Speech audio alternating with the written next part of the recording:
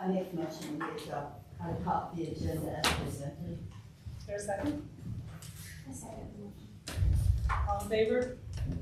Okay. First business is Mr. Hawkins is going to talk about the calendar. Perfect. Do you mind if I come up here? Is that okay? You sit right next to Jeremy the The whole chief time. comes in. So I want to say thank you, by the way, for taking some time tonight. I know it's kind of last minute, but I want to give the board an update on the calendar committee. If we remember this summer, the board charged the district with putting together a committee and actually studying the issue. And so we have right now 15 members on the committee, ranging from community to parents, staff, admin, teacher, classified. I mean, just a myriad of people, and we wanted to get all stakeholders represented somehow. And we're about a month in, and we've been meeting weekly. And so really what we started was just kind of the why, right? Why are we doing this? And we know that the calendar is something that has been up for the board every year, and there's been fights, but also with the county looking at 4 days, and what does that mean for us? And so anyway, we started with the why, and talking about everybody's kind of their notions beforehand. And so what I did was I put up this graphic. I let them know that the calendar committee is an options committee. Our job is to gather feedback from stakeholders. And I'll go a little bit more in detail in a second. And then we bring 3 options to the board. And our job is to bring those options and as much data as possible so you guys can make an informed decision. But at any point that if you guys say, well, we don't like these options, we need to go back and do it again. And so really just clarifying our role and what you guys have charged this committee with. And so, just looking at that and once you make your decision, kind of what that process is. And so we really started that and got a good foundation of why we're there. And I was telling Mrs. Morinaka the other day is we said that there are 4 kinds of people, right? That there is the first one is kind of the preacher who is, hand to God, this is what's going to happen no matter what, right? So going into the committee thinking, I know exactly what's going to happen. I don't care what data says, I don't care anything, right? And then you have the prosecutor who's just going to argue, right? That's what they do. And then you have the politician who is going to go and just agree with everybody in the group. Because we know that in the group we're going to have really hard conversations. And when we look at data and try to interpret those things, but you have the politicians just going to agree and then tell you one thing and tell you another. And the fourth one was the scientists. They said, we don't need the 3, we need the 4th. Everybody has their own idea of what it should be. But we have to listen to the data and be open to the results. Anyway, so really setting the stage of the work. And we wanted it to make sure that it is a fair, very objective process that looks at data, that gathers from all kind of areas. And then at the end of the day, we're going to make one unified decision. And so anyway, kind of moving forward, we've been talking about surveys. And right now we're working really hard to get a parent survey out for conferences. We figured that was kind of the best time to get it because that's when we do have the most parents here. So we've been working really hard. And when we looked at how we're doing surveys, we don't want to lead people. We don't want to, you're like, oh, would you like a 4-day week? Would you, and just making sure that we leave it as open as possible and actually listen to what the community wants about, what is really important to them. Are these issues that you're facing? And so going through that process, we have so we broke off into small groups. We have a parent group. We have a student group. We wanted to actually hear about students as well. What are their thoughts? What's helping them learn? We have certified, classified, and classified is kind of broken up in itself because there are some classified members that might be affected by a reduced work week. And then we kind of our last one is the businesses, and we're going out and we want to talk to the chamber. We want to talk to business members who aren't parents. There may be an impact on them as well because they're the workforce. And so we're trying to get as much information as possible. And then we're going to start gathering that and then gathering kind of research, right? What does it say? What impact has there been on academics? Even sports. Sports is a big topic that we've been talking about. And so anyway, I just wanted to let you guys know we're in the process and we are being extremely mindful. We want to hear everybody and bring you guys the right information. And know that we are taking our time and being very mindful for you. And so when we're up there saying, 62% of the parents, we can tell you how many parents said that, and you guys can make an informed decision. And so it's no longer as, well, I think this is what we know. And so I just wanted to give you an update. And so when people ask you, what's going on with the calendar committee, you can be right, yep, this is where they're at in the process, and I want to just keep updating you. And so, it's like, yeah, we have all the information, now we're kind of in this portion of it. So there are a lot of great things. I mean, this is probably one of the many things that are going, like, right now. I mean, it seems like we're just fast, right, Dr. Johnson? And, but this is kind of something for you guys on the forefront that you asked us for. So, but anyway, so I just wanted to update you. And so you can tell the community where you're at. And I said I want to talk about esports all the time, but I'm not going to. So anyway, so any questions about calendar or anything like that? I mean, again, this is information only as a work session. And so any questions you guys have about it? Are you hoping to have those 3 options ready? We would hope by December. That's when usually we bring it up to the board. We're hoping, right? But we're also not going to rush the process. We're meeting every week. So it's not like we're going 2 or 3 weeks, and we're trying to meet every week. And our goal is to get it by December. So, yeah. Just in thinking of trying to reach as many parents as possible, do you guys plan to send out like a mass text to the district like tomorrow or Wednesday and say, look forward to while you're at your children's school to do this. This is what's going to be available, so they already have their gears in motion of what do they need. Because something like that, I know that if you just hand me a paper, I'm going to fill it out on what I think right then and there, not necessarily have I processed the information. So. And the implications, I appreciate that. That is something that we're going to meet on this Wednesday, how we're going to roll this out, but how do we get this to parents beforehand so they know what they're doing and what it means? Yeah. So I think that was, we talked last year, there was a survey that went out to some staff, right? And like, oh, what does this mean? What does it, I mean, and having something like that to front load, that, oh, mentally I'm ready for this, I know what it is. Thank you for the input on that. So yeah, appreciate it. Yeah, how are the students selected? Excuse me. So on the committee, there's not on the committee, but as far as the survey goes, right now we're going to hit the seniors, because they're kind of, and Bobby is in part of that group, they're kind of on the way out, and I think they have, they've been here for some 13 years. What really helped your learning, what would be better, and so we want to get that, and that we're going to use that to refine it. And we're already stressed about little kids, but I want to hear everybody's voice, right? And that was something, well, there's second graders or this, but we still want to hear them. I mean, regardless, we want to hear them. And so that's where we're moving through on that. Yeah. I was just wondering about, I recently found out that we, along with Four Rivers School, are the only 2 schools within a 100-mile radius that are doing 5 days a week. And that's one of the things I think you're considering. So I don't know if we talked about maybe asking the other school districts around who are doing it, how it works for them, what they're seeing. And there's a functional part that we keep dabbling in, right? That we're like, well, periods and those things, like, no, I mean, we can tackle that later, but we really need to look at, as soon as we say, okay, here's what the data says, then we need to look at state law and look at models around us, what that looks like, and that's going to be part of your options, is giving you that information laid out pretty clearly, so you don't have to work through all that. And I was also, we were looking at and I think a marketing issue is going to be part of it. Right, as we know that, we're pretty dang close with Friday's Office Ontario, but they see it as a 4-day, and ours is, things like that is saying that here are the options, and this is exactly what it means, and here it is compared to like counties. So I had that same question, where all the other schools are doing the 4-day. Does it look like with scheduling for sports and everything else? That's kind of where we almost have to be in order to fit in with everybody else. Sports. I mean, yeah. We're going to a 4-day, right? Yeah. It's kind of where we're getting pushed. Yeah, and I would say there's a lot of pressures on it, but what we want to do is kind of look at the data and see that, right? And then sports have come up a lot, and we know that that's for our high school, right? It's 23% of our population, but as far as the whole school, right, it's less than 10%. And so saying it's important to keep them in mind, but they can't drive 1,300 kids, and so.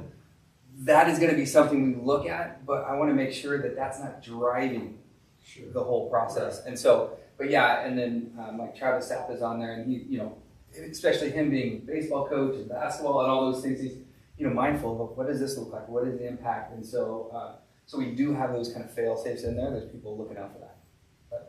But I would imagine Jenna will get roped in when it's time. So. One more question, sorry. I know we definitely don't want to lead questions, but one of the big issues last time was how many young children could possibly be left at home. And I'd like to know if that's actually a real concern, or is that something that we think is a concern but maybe isn't? So however you can formulate a question to say, is this real? Because maybe there's a bunch of people who don't think that it's a problem. And that's exactly one of the questions we're asking, is this an issue? We're even like, is food an issue? I mean, we're looking at all of those things without leading too much. Right, yeah. Because if you don't qualify for Head Start, which like my kids never did, there was no babysitters. Yeah. There really isn't. Well, and that's where, and Cindy's a part of the group as well, so she's really has her, kind of the perspective of the early learning and saying, what does that look like for that? And so that we're explicitly asking that question. But because, like I said before, we said, how many parents would be out there? It'd be too many. Well, we're going to know for sure. Good. We appreciate all your hard work. Thank you. Mr. Thank you. I would really, I'm excited at presenting to you guys in December, just a really professional kind of like, now you guys, have the data and you can make a decision, whatever decision the board decides. And so I appreciate the opportunity. It's fun, we're having great conversations. Thank you. Alrighty, thank you. Thanks, Gary. Yeah. Okay, the OSBA meeting, Dr. Johnson, are you gonna? I was those of you who were unable to attend our OSBA meeting, it was really very, very good. It was hosted by ESD, Mark Redmond, and his staff, and Jim Green, the OSBA executive director, was there. And Richard Donovan, who is the interim head or interim director of the legislative policy committee. He is actually one of our lobbyists.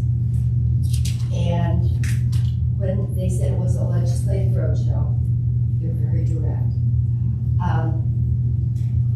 One of the things that Richard talked about was to be aware that the state revenue forecast does not look really good. It's going to, the prediction is that the next biennium is going to drop by 1.2 billion.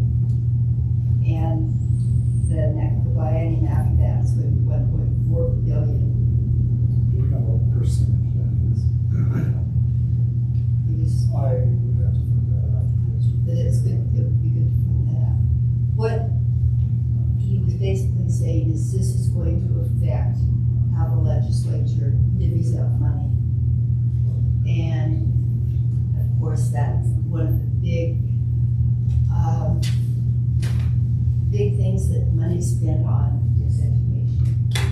So be aware of that, and to be aware that you do have legislative people that you can contact, or that we can contact to try to preserve our 6.5 billion that we get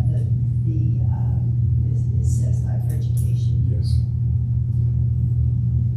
Because if it's reduced very much, we're not going to get full funding. We're really going to be hurt. And that is separate from the SSA funding, which may also be, Targeted. yes, very definitely. One of the other things that he and Jim Green both talked about was that last biennium, the legislature tried to push through a mandate for school board education, and that failed. OSBA was against it. And this comes down to basically local control versus state control. So just be aware of this. This mandate for board education will probably be back on the legislative docket this next biennium. Jim Green talked about some of the things that are coming out from OSBA things is the election for the OSB director. We did meet Chris Cronin, who is the representative to the OSBA from our district. She is from John Day, I believe. Prairie City? Yeah, John. And I'm impressed by her. She is she's very pleasant, but very knowledgeable. She knows school. She was a substitute teacher for many years, and great person. One of the other things is a resolution. We will be seeing it to accept OSBA's bylaws. They send that out every 2 years. There will also be a resolution for updating the legislative priority and policy preamble to reflect OSBA's equity goals. Chris Cronin did I guess you'd call it a survey for our region to take back to the OSBA. What some of the problem for that we saw. Darren brought up the lack of qualified applicants for positions that we have open. Teacher burnout was another thing. Local control versus state control. Student mental health. And Chris also mentioned that OSBA is trying to form a rural schools, I think it would be like a caucus, which would be similar to the color caucus that is already in place. So be aware of that, because I do believe that we qualify as a rural school. And they questioned, they had some conversation about what a rural school was. Yes, because there are rural schools that are very close to the Portland area, very small school districts. So, and then the last thing I wanted to tell you was that Darren, Susie, and I attended. There were also representatives from Vail, Ontario, Adrian, Pine Eagle School District, Baker, Burnt River, and Grant County at this meeting. It really was good to make the acquaintances. Okay, thank you. Okay, the Title I-C. Yeah, I just wanted to give an update to the board. So I had a meeting, as you know, I'd sent an email and told you all I had a meeting with Jennifer Patterson. She's the assistant superintendent over federal programs. And she's been wonderful to work with, as the whole team has, trying to just make our way through that and understand where we are. So she said some of their findings, the information they gathered, is with the Department of Justice, and they hope to hear back soon. They tried to give a timeline, but they really can't. They don't control the other people's time, and so they were hopeful that within a couple of weeks, so that we will have some answers. And I have asked about some opportunity for some feedback from our part, some due process, which is typical of any investigation, because we know that all voices really need to be heard in an investigation. That's what due process is. It's constitutionally guaranteed, but it's also just best practice. And so, not that I want to make excuses or anybody, I want some of our voices to be heard. And if there's any wrongdoing, I think that's, we certainly want to know that, need to know that, to make the corrections we need for our community and our students and our families, just to provide the best service we can for everybody in a very transparent and open and honest way. So, and then I wanted to give an update on the high school HVAC remodel project update. That is ongoing. We are continuing to move forward with that. I have been seeking grants for that. As you know, we are the cost of the project is more than the money we received, the ESSER money, and so. But we are continuing with that. The grants that I have found, one is for Cascade Natural Gas. It's not going to be a substantial amount. It's less than $50,000. And the other one will be with Idaho Power, and that is ongoing. I met with those, I met with our architect and the engineer who will be leading that study to find out what, and I don't fully understand how the grants are paid to us, but it's some sort of upgrading your energy. So you're using less energy and therefore they grant you credits for that. And so we are hopeful. They haven't been able to, unless they do the study, you know. So these machines we have, I say machines, the units that we have for our HVAC are 46 years old. Is that right? Okay. Somewhere in that vicinity that are just, they need to be replaced. I've looked at other options and that's the one we've settled on, as you know. And so the one concern that they have expressed to us, everything's on order, everything, they feel like everything will come on time. The units that will be replacing the ones that we have, requiring the fresh air intake. You know, I looked at the split, the twin splits, or what are they called, where you just have airflow in, but that is not fresh air intake. And part of the grant was that we needed the fresh air intake for the COVID. And so that's why this we had to stick with this project. The mini splits would be a lot cheaper and would fit within our budget. They don't offer the fresh air intake that the HVAC systems do. The one concern that our construction manager and architect have said is we have got to be in construction the day after Memorial Day. So May, whatever day that is, they have got to be in here, and they're concerned about the start of school. So when Ryan was talking about next year's calendar, you know, that encompasses a lot of things. But one of the things is they've said to me, so do you plan to start August 21st? I said, that's a typical start date for us. We haven't established that yet, but it's typical. And they said, is there any way we could have a few more days? Because they are from May until August when we start. They have those 2 months to get everything replaced and construction. And so I just want to notify the board that there is some concern about how that's going to go down. I don't know how to predict what's going to happen. Construction, arrival of equipment and all that stuff. It's on order, it's going forward, but there could be some, I think about the start of school next fall. We pick a day, the calendar committee, we say we're going to start, and then if they're still doing construction, what's the plan, right? So we will come up with a plan on that. We don't know yet, but I'm hoping for the best, but I just want to make sure the board knows those are some of the concerns. It's similar but not really, to going to the Vail football game the other night. There were no bleachers, right?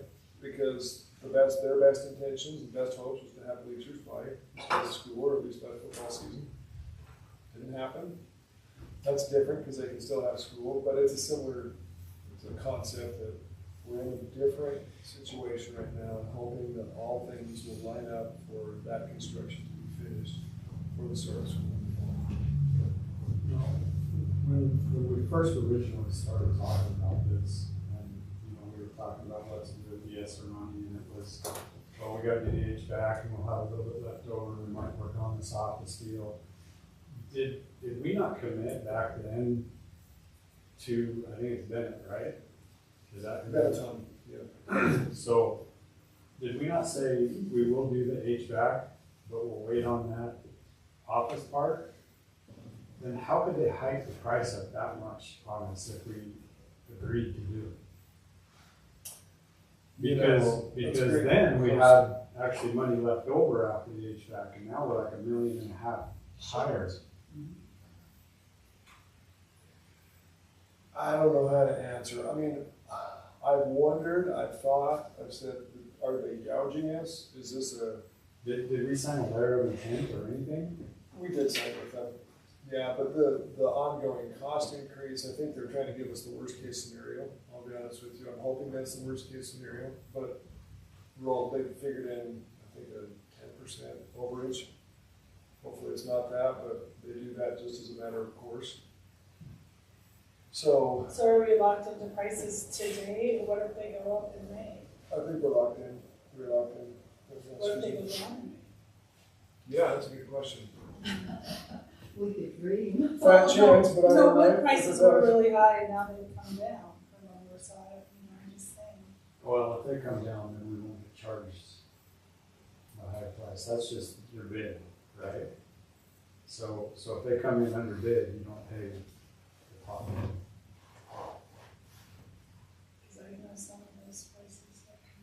So they are currently going out for bid right now for the subcontractors, right? Because our construction manager isn't doing it all. He's bidding out the electrical, he's bidding out the masonry, he's bidding out the metalworking, I guess, the installation. So I don't know how the whole thing works, but they're out to bid right now. Do you by chance have a copy of that letter? Yeah, I do. I think we've shared, but I can get it for you. And it doesn't say anything on there about Okay, interesting. honoring price or anything like that. I'll have to check into that. The original pricing, because it was phase 1, phase 2, phase 3, right? If you remember. Ask Phase your 1 was the legal people. And it wouldn't hurt to ask. I'm sure they've got a way around it somewhere. If the start of school had to be adjusted for this project, it would only be the high school kids who would be affected. Yes. So at least you would have to find something for, maybe it's only 400. Yeah. Or they could just go without air conditioning. Done that before. Yeah, well, you know, It's the construction that is probably, yeah, it's the construction site where they're having machines and moving things around. So we may have to have classes in the auditorium. I don't know. We'll figure it out. Or the great outdoors. The outdoors, yeah, it will be hot. It's, you know, if you remember, August was hot when we started school. We have set up big camp tents out there, circus tents. cross that bridge when you get there. Yeah, we will. Maybe they'll be done. Who knows? Okay, thank you for that update. Okay, now we're gonna go over our policies and I think that we're gonna read that. Okay, I will try to. And And everybody have a packet of policies. you guys have lots of questions. Okay, we'll go straight down the list. I think there were 10 that were required. There's one that's conditionally required and the others are all optional or highly recommended. The first one, BBVA board member qualifications is optional. We don't have that. But I did ask, when you look at it, you'll see that it gives qualifications, and then at the very last sentence it talks about allowing a substitute school bus driver in a district with an average daily membership, an ADM, I asked Darren, of 50 or less may serve as a board member. So, Darren says this is a good policy, he recommends it, and Wouldn't that not even affect us at all? right. Yeah, we're So, 1,200. so why do we even need to bother with it? We don't have to. No, Yeah. You can. I mean, you know, and I Adopt it. talked to Darren about that we could just strike that. That last sentence That there last sentence. in the policy, that can be stricken. Or the whole policy, you choose to not adopt. The policy I thought was pretty good because it does tell that you have to, you know, be a qualified, voter and those kinds of things. There are things that are pretty common sense, but at least in policy, would be able to say, yes, see. Those are good.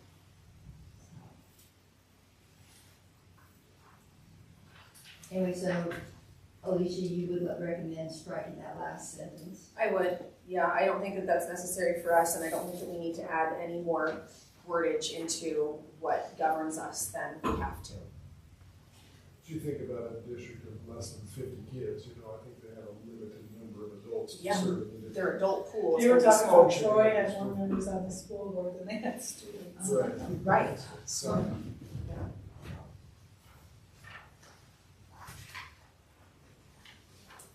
The next one is advisory committees to the board. We do not have that, it's optional. I am recommending that we wait on this. It discusses in here the equity, an equity committee. And I think that at this OSBA convention, that we will be able to get some more information on how the schools who have had to put this into place already over in the valley, what they have done and, you know, how they've managed it. And we will also be able to learn more about exactly what aggregate. You don't think we need this one yet? But if you'll read at the very bottom, for those of you who have it, it's in the very dark. It says, for the districts of 10,000 ADM or average daily membership, 10,000 or less, which is us, it's recommended for adoption before September 15th of 2025. So we're not part of that. So we can wait on this one. Okay, yeah. No worries. Okay, the next one is policy CD superintendent. Yes, we do have this.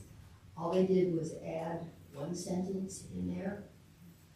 And I will be perfectly frank, that sentence bothers me because we all know where it came from. But, you know, I understand what you're saying, although I think that we all said that we would support the law, even if we don't agree with it, which I think most of us didn't when this situation happened. But I don't think that we should be able to direct the superintendent to take an action that conflicts with the law. no, I agree with you. I would agree with you. I'm just saying it just kind of bothers me that we have to have it put into I policy. agree, it something kind of that's- takes the local control and puts it in the state hands. You know, can you think of any instances that you would? Probably not, but at the same time, you want to give up that, if something did come up, you know, is that the board's choice? That's true. And of course, the superintendent would have the choice whether to follow board or I'm out, you know, which we've seen happen. So, I don't think it needs to be in there. That's my personal opinion. That's also my opinion. So strike it and just basically go off our conscience. Well, we already have We don't everything have else, to right? changes. This policy we've already got, it just, this line. The middle Oh, sentence, um, the very okay. middle paragraph. I just don't like the amount So is this protection thing we've for already you? got. So what happened across the state? So, yes, it is kind of protection. So Adrian fired their superintendent because he was doing masking. And it was not a legislative law, it was by mandate, the government mandated. So there was this, I think, a debate across the state as well as the governor's emergency mandate, which grated on some people, saying this wasn't a normal legislative legal process, it was just by mandate of the governor at the time, for a limited time. So the Adrian superintendent, I shouldn't bring this up, but I am, said we're gonna follow the law, which at the time it was the law to wear masks. Some people didn't want to wear masks. So, and that wasn't the only issue. There were other people across the, other superintendents across the state were trying to follow. It wasn't just there, but it was one of them. And so that's where policy has come in to say, hey, superintendents who are following the law, regardless of whether people are unlike it, need to be protected from getting fired if they're following the law. So that's what that's about. And basically, it does come down to local control versus state control. And, you know, I think we all have a lot of common sense and, you know, concern. So, my opinion is to, we already have it, just leave it as we have it. That line is not in there. Okay. Superintendent's contract we do not have. It's an optional thing. I would recommend that we do not accept it. There are two reasons. First of all, a lot of this discussing here is negotiable in a contract discussion. Secondly, when put into policy, things are put into policy, you have to follow the policy. If our policy says all our doorknobs are going to be pink, or will be pink, and we have doorknobs that are not pink, you know, we're breaking policy, so, which is essentially breaking the law. So, but I would recommend I agree. not keep this Because as we have done this in the past.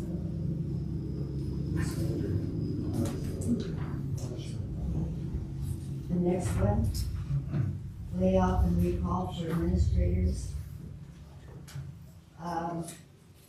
We do have this.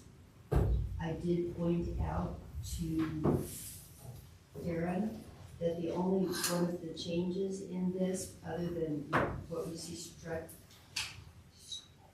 that's been stricken out, we'll get that correct, is that in the first line, it says below the rank of assistant superintendent. In our current policy, it just says superintendent. And I'm just pointing that out to you because it is not indicated as a change, but it is a change from our current policy. And I personally believe it probably should say assistant superintendent for a district as large as what we've got to manage.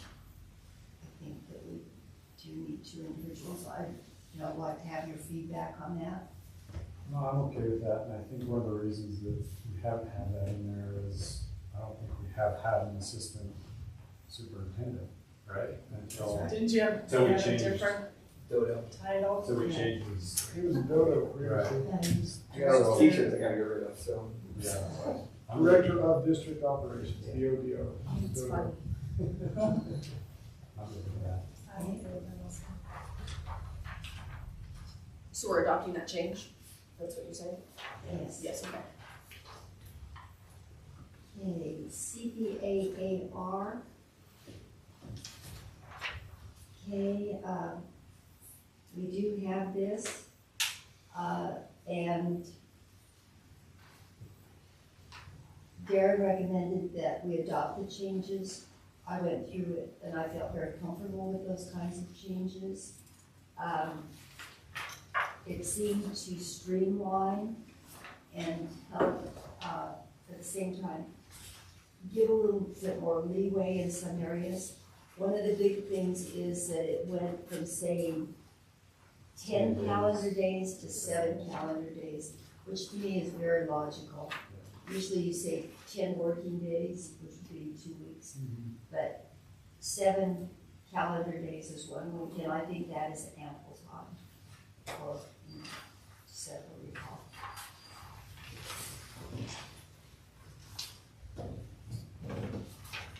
Did anyone else have anything on?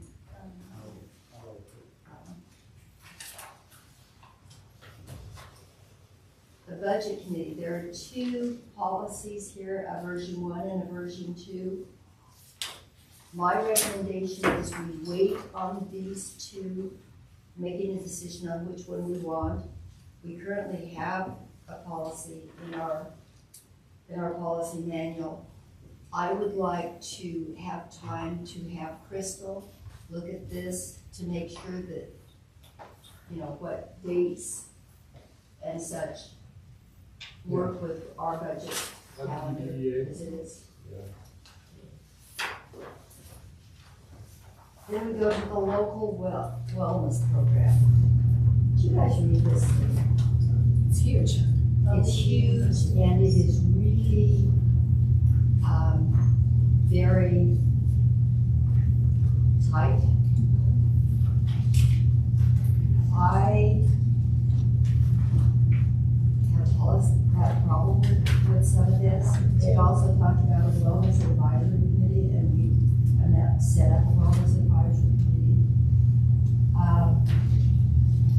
Although I did place limits on fundraisers too. All Yes. sorts of Yeah. things. So that was the thing, I felt like that there was good and bad. I like the idea of a wellness committee. I think that that's something that we've been approached by parents and medical people that say, we gotta talk about lunches, we gotta talk about all these different things. So it's a good thing, but yeah, there were definitely some things in there that I thought, this doesn't make sense for our district. It's overreach. Right. Well, as Too many restrictions. an elementary teacher, I just remember these poor families would save all their money and go to the store, buy cupcakes for their child's birthday, bring them in.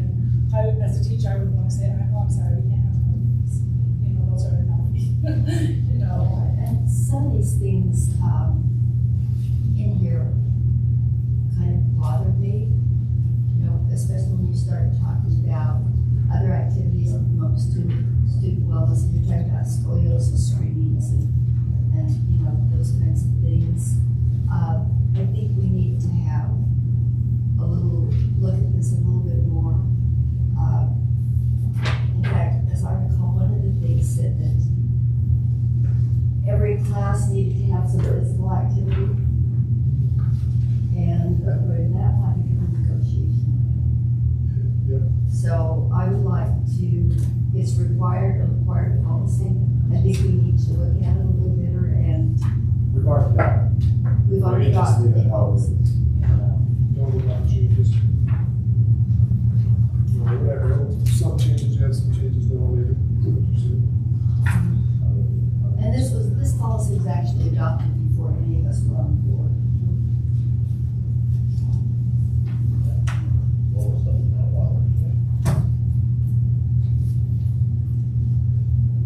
So you want to discuss this more in depth at like a later work study session, or? You know, why don't we, each of us go through it? And we should, I think, discuss it at a later work session and look at what the policy is that we do have. Some of this stuff seemed to reach over into the nutrition policy that we have also. Yeah, So, it does bridge a lot of gaps. It does, I wouldn't say it gets into contractual, but the contractual component is teachers have the right to run the classrooms, right? And so some teachers, I don't think we've run into this problem, but to me, this would be a principal issue. A principal can't hear it, or superintendent if it got past that. But to give rewards, food is rewards in a classroom. You know, you have, I remember my son was in Carol Forrest's class. I'll use Carol Forrest. She was an outstanding, incredible teacher. My son had her for kindergarten, and I said to her one time, "How do you get these little kids to read so well in kindergarten?" And she said, "You can't believe how much work these kids will do for one skill." You know, so to be able to use a skill appropriately. Now, a package of Skittles every day or week would be a problem, but one Skittle a day is not a problem, I think. So a teacher has a right to try to figure out how to motivate these little kids, or young kids, as the case may be. But to put policy on that would be, I don't know how, that's a principal decision, I think. If parents have a concern, and there's a lot of candy being given out in class, then the principal would try to address that rather than policy, I think. But hey, I remember going out to A&W and pizza, remember that? yeah. Well, kids would work really hard to get to go to like A&W for an ice cream. And some people say ice cream when they're using food as a reward for it, it's so healthy. Hey, if right? that's what you can get the kids It's to. Right. motivation, it is. Well, they still do that. They draw names out to do, have ice cream with the vice principal, or is it something? That's, It's a treat, it's not every day. and some people don't get that. Some kids don't get that. Yeah, that's what I didn't, I'm like, wait a minute, we're taking some fun away from kids that don't have that often or haven't experienced it. Yeah, I think it's well-meaning, but I think it is problematic in those instances. Like, to create a policy that eliminates something that I think a well-meaning, a well-intentioned teacher and or school can use to benefit kids, right? So, that wellness policy is a tough one. I think that one, of all the policies that we looked at today, would maybe require some study of everybody to come and say, so just for all of you to know, the bracketed portions, so all of the parts that are just regular language are what's already in our policy. The bracketed, where I've made some notes out to the side, is new. So creating wellness policy, that would be great. There's no problem with that. And then the highlighted gray is additional language bylaws. Okay. Highlighted gray is additional language being put in for your consideration to adopt or not. Well, we already have pretty strict guidelines with the lunches and stuff. So, Yeah, food service for sure. and the snacks that the school provides. It has to meet all USDA guidelines. So Well, that's what's difficult is when you start having policies policy in 2 or 3 different places. I mean, if you've got your nutrition, and then you've got this one over here, it's like, well, I looked at the nutrition and it passed over there, but I didn't know this one was over. I don't know, you just overcomplicate it. So are you gonna bring carrot sticks and celery sticks for your daughter's birthday? No, they won't let me bring food in for my daughter's birthday, I'm not sure. At all? Oh, my daughter's gonna be one. Oh, well, I mean, I'm just saying. I was waiting for the punchline here. So is there a wellness committee, wellness advisory committee? Not yet. Okay, so Not yet. that But would. that would be good to To kind of start. guide, a good place. So a principal, if a parent came to a principal and said, hey, this teacher's giving out a lot of candy in class, I'm kind of tired of it. They had a birthday party with chocolate cupcakes, and then they gave a bag of Skittles for reading accomplishment, and, you know, what are we gonna do? And the principal would say, well, wellness committee, here's something for you to get on, right? I think having a committee is a great idea. I just don't think that this is right. Going for Oh, weekly walks, what are you supposed to not do that day, go for a walk, or what? Yeah, I worry about that, and especially when our middle school, high school classes are 46 minutes long, right? Where that is, the 46 minutes is not much time for instruction, so. Anyway, that one needs to be worked on. The next one is local wellness program, it's the AR, and it says, just delete it, and we don't have it, so I guess we cannot delete it. Oh, okay, I forgot. Yeah. Which one are you on? I was just saying, 'cause that's not what's. It's not in our, Oh, okay. our bunch. EFA, Oh, AR. yeah, EFA, That says yeah. to delete, and we don't have it, so. Right. The next one is EH, which is records and data management. Darren suggests we adopt it. It is optional. We do not have it. I do think we probably need to have this.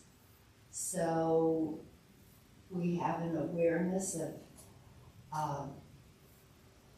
we have a lot of data and we need to manage it. And we need to know when we can get rid of it. So, I think this is probably a good policy to adopt. The next policy is the AR that goes with that. Administrative rule. And Darren recommends also that we adopt this. My one concern is the table of contents. You know, these would be records that we would need to keep.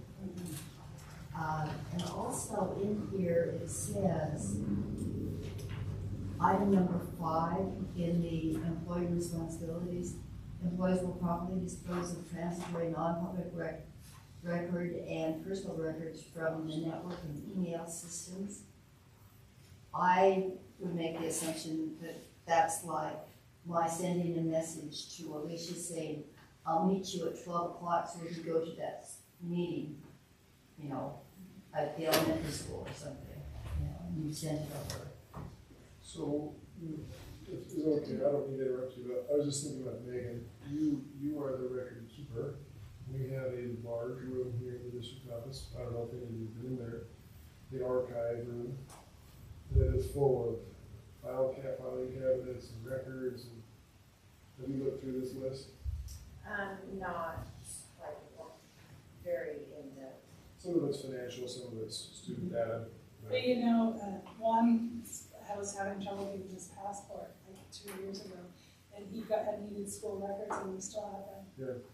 We're required to keep it for 70 years? 70. 99 years. So I know that it was helpful.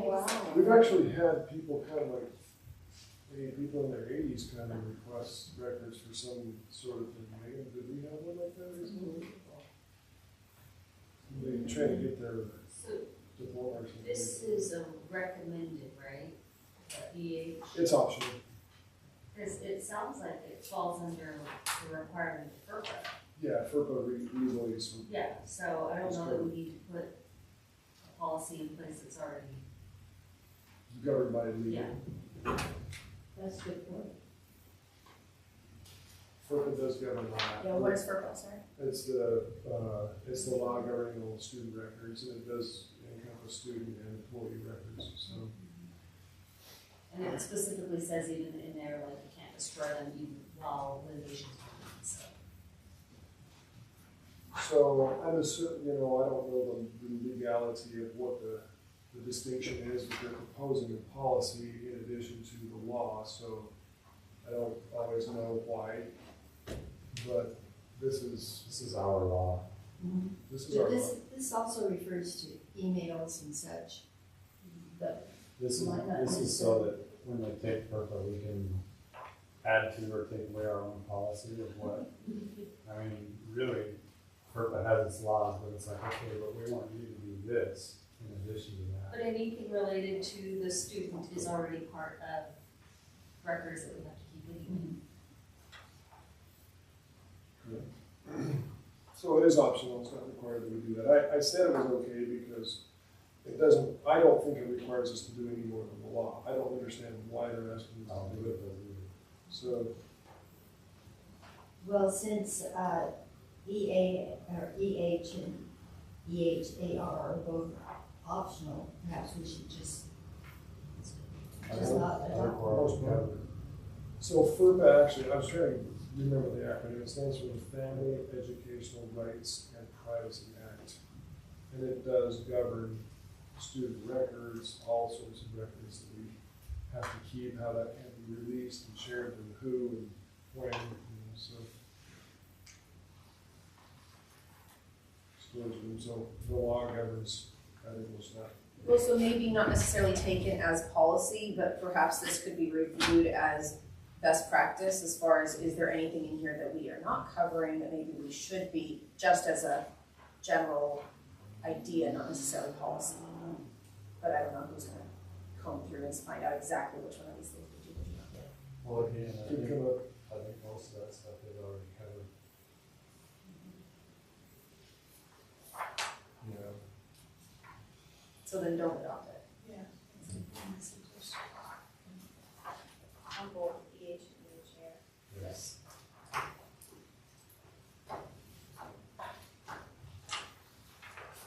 Okay. The next one then is workplace harassment. And this one had only, it's the same policy that we have, it's required, and the only update is it changed the legal reference.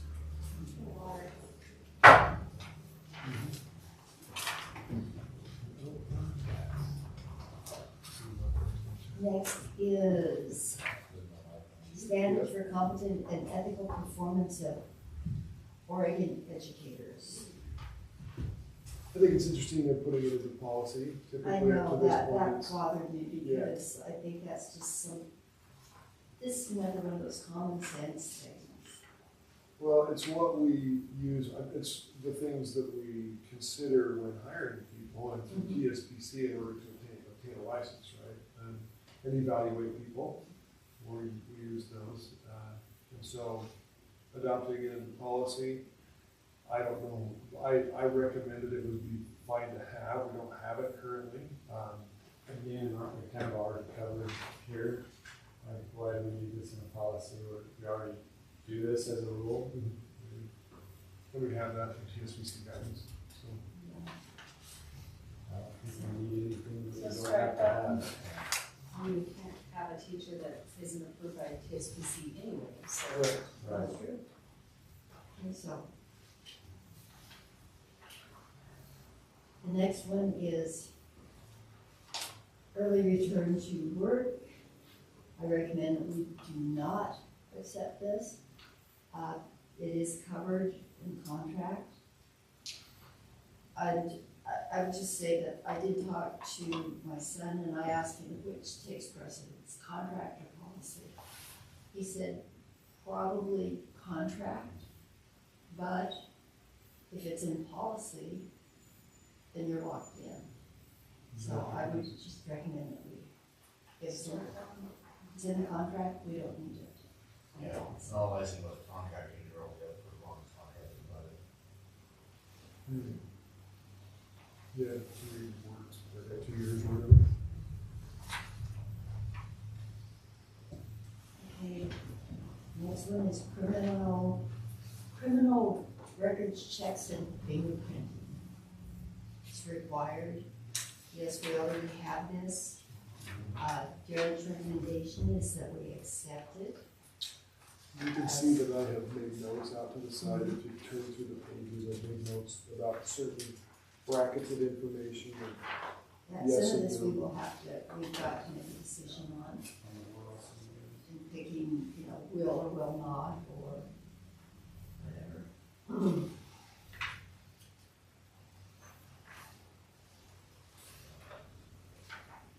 So has anyone gone through and decided which they prefer as far as the language? I kind of always prefer the may. I do too. I It much gives, prefer it may. gives us a little, Mhm.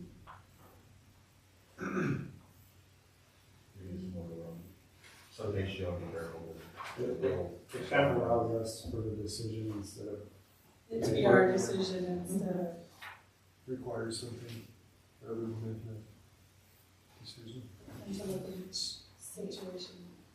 One of the things that I do, questions I did have is on the, I guess the third page, it says fingerprints may be collected by one of the following: employing district staff, contracted agent of employing district or local or state law enforcement agencies. I always thought that if you're having your fingerprints done, they needed to be done by A professional. The law. By the life scan Aren't they- anyway. Aren't they done at Smith's package ship? The life scan, you have to. TSPC. Who does life scan? So TSPC has their own credentials. For non-certified, we go through Contract. That's who we're contracted with. And I was told that that's the only place that we were allowed to send people, that we didn't accept anything, because that goes and it comes straight back from the results. So you guys don't do that anymore? So Oregon State, for isn't it? All of our background stuff, all of the, any criminal records, any of that data is all controlled by the state. So for us, even to do like background checks for like volunteers for the city and stuff, we had to have an ordinance statement who would comply.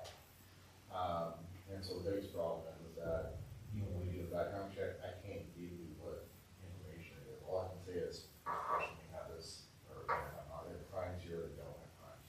I can't really give you information on what those are. So let's say you had some minor crime on your record, I don't know, so you have a person on misdemeanor. I can't tell you what it is, you gotta determine what that is.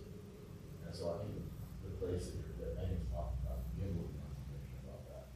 So I know the ODE background check that we send, there are specific questions. And if one pops positive, like yes, then they have guidelines that they follow. If it's this kind of crime, then you're not allowed. If it's this kind of crime, you're still allowed. But so I think that's maybe why we've gone that route, because it goes through ODE and they kind of look at the records and see what's allowable and what's not. Yeah. Yes. Yeah, because it's pretty And much it does say strictly against the law for us to do that information. It's a new law through ODE now. I think they get those, ODE has their own internal investigative process, because we've had to go through that this year when a background check comes back flagged, it has to go through ODE, or if a current employee gets flagged for whatever situation, ODE is required by law now to do an investigation. Couple of those going on right now, so. The only other thing on this that I might be concerned about is number 10, where it says a volunteer that is not likely to have direct unsupervised assessment of students will or will not be required to undergo an in-state criminal records check. We require it on everybody, no matter what. As they should. Like if you're a custodian, you're typically not a student, but.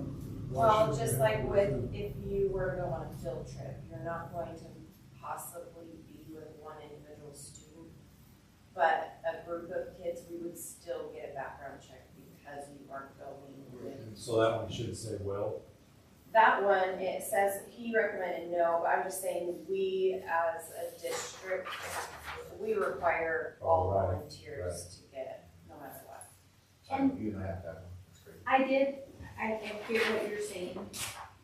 However, I recently went on a field trip where not all the parents had been background checked. And they were allowed to just meet the rest of the school at the field trip, and Application. I'm just like, wait, doesn't that just defeat the purpose of what number 10 I always here didn't says? like that as a teacher. That's but hard to we didn't have control. any- Yeah. Yeah. Oh, okay. When the parents wanna show up to be with their child and they're not officially a chaperone or whatever, I don't think you can do anything. There was about it. nothing we could do. Cause I remember I didn't like that, But cause I if they are an active participant as a chaperone or aide, then they should absolutely have. We the do background check. publicize to people, we I don't know, want I them know. to do that, but I think the only way you can control that is if the place you're going to is controlled by the school or something. Right. Like going to the pumpkin patch, you don't, anybody can show up there, business hours. what is it, Uber? And parents who know they probably couldn't pass the background check do that because they'll just. I know I've seen it do it myself, or whatever, chaperone. Yeah, it's such a different world. We really do need to be much more cognizant of. So number 10, maybe you're saying yes. I'm saying yes, everywhere. That should be a yes, not a Yes, no. and will, Mhm. yeah. Okay. I agree, because you deal with all the background checking. Well, if you want more work, we'll give you more work. So I do it anyway. It's just, and I share the spreadsheet, with just the secretaries, so they know who's allowed and who's not allowed. And the teachers are And- supposed to ask. And we have teachers, I know when a field trip's coming up, because I get tons of emails. And the Checks, problem- I get a big stack trying The problem with people showing up is it really puts the teacher in that spot, right? We can tell, the principal can say, hey, you don't just show up unannounced. But like Susie, you're monitoring kids and moving, you're not supposed to be monitoring. And sometimes the parents are worse. I had to tell one parent not to use the F word on the bus like 50 times. I remember that. It's like, Well, and those parents aren't even supposed, like, they can go with the group, but they're not allowed to take their child, and that's also been an issue. Is they try to take their kid off separately and they're not allowed and to. then they'll go buy them a whole bunch of stuff at the gift shop and the other kids don't have it. Yeah. You know, it's And leave just, the other kids unsupervised. right. Oh, yeah. We had one parent, but her death was, parent and her boyfriend show up and they were doing things by themselves. Yeah, it's like, really? The possibility is just keep I going. have a lot of stories I can tell. Oh, yeah. We were there chaperone. We're not chaperoning. Right? So yes, 10, yes, will. But yes, Will. Okay. And then they on 1E and G, on that next, On page 3. and then But G, real quick, I don't know if this is a little bit, but I feel like someone knowingly made a false statement or has a conviction. I feel like knowingly misrepresented is a ODE difference flags that. between a may and a will. So ODE, if they marked one of the questions no and it was a yes, even if it was a crime that was allowable for them to volunteer, they will mark them as a no because they lied. We've had that happen. You gotta really be careful when you're talking about language, because there are some things, like, we talk about policy, and that's the thing you stick to, and the police probably live a policy all their life, but, policies are, there are times where hearing the policy is more, does more harm than what's going on. And so sometimes a person may step outside that policy, and sometimes that's okay, depending on what the situations are, at least in our experience. So, making that a will is gonna force you to have to let somebody go where, in that case, it may not be the circumstance. So leaving it to the decision and discretion is probably a better choice. That's why I was choosing that. Oh, yes, and I misread my notes, because off to the side I did put with varying education levels of those volunteers in our district, or even language skills, they would more than likely be better.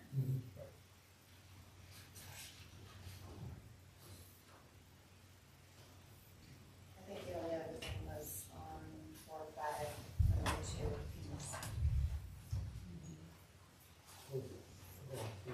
Has it, the district paid for volunteer? Oh, we don't need their fees. So we cover the cost of background checks. It costs $5 a person. We cover that as a district. I think this is on contract workers that come in are supposed to get background checks. I think this is saying who's gonna. Like we had a guy fixing the door here at the end of the hallway a few weeks ago. So before he can come in, he has to have a background check? What if it was just somebody we hired the week before?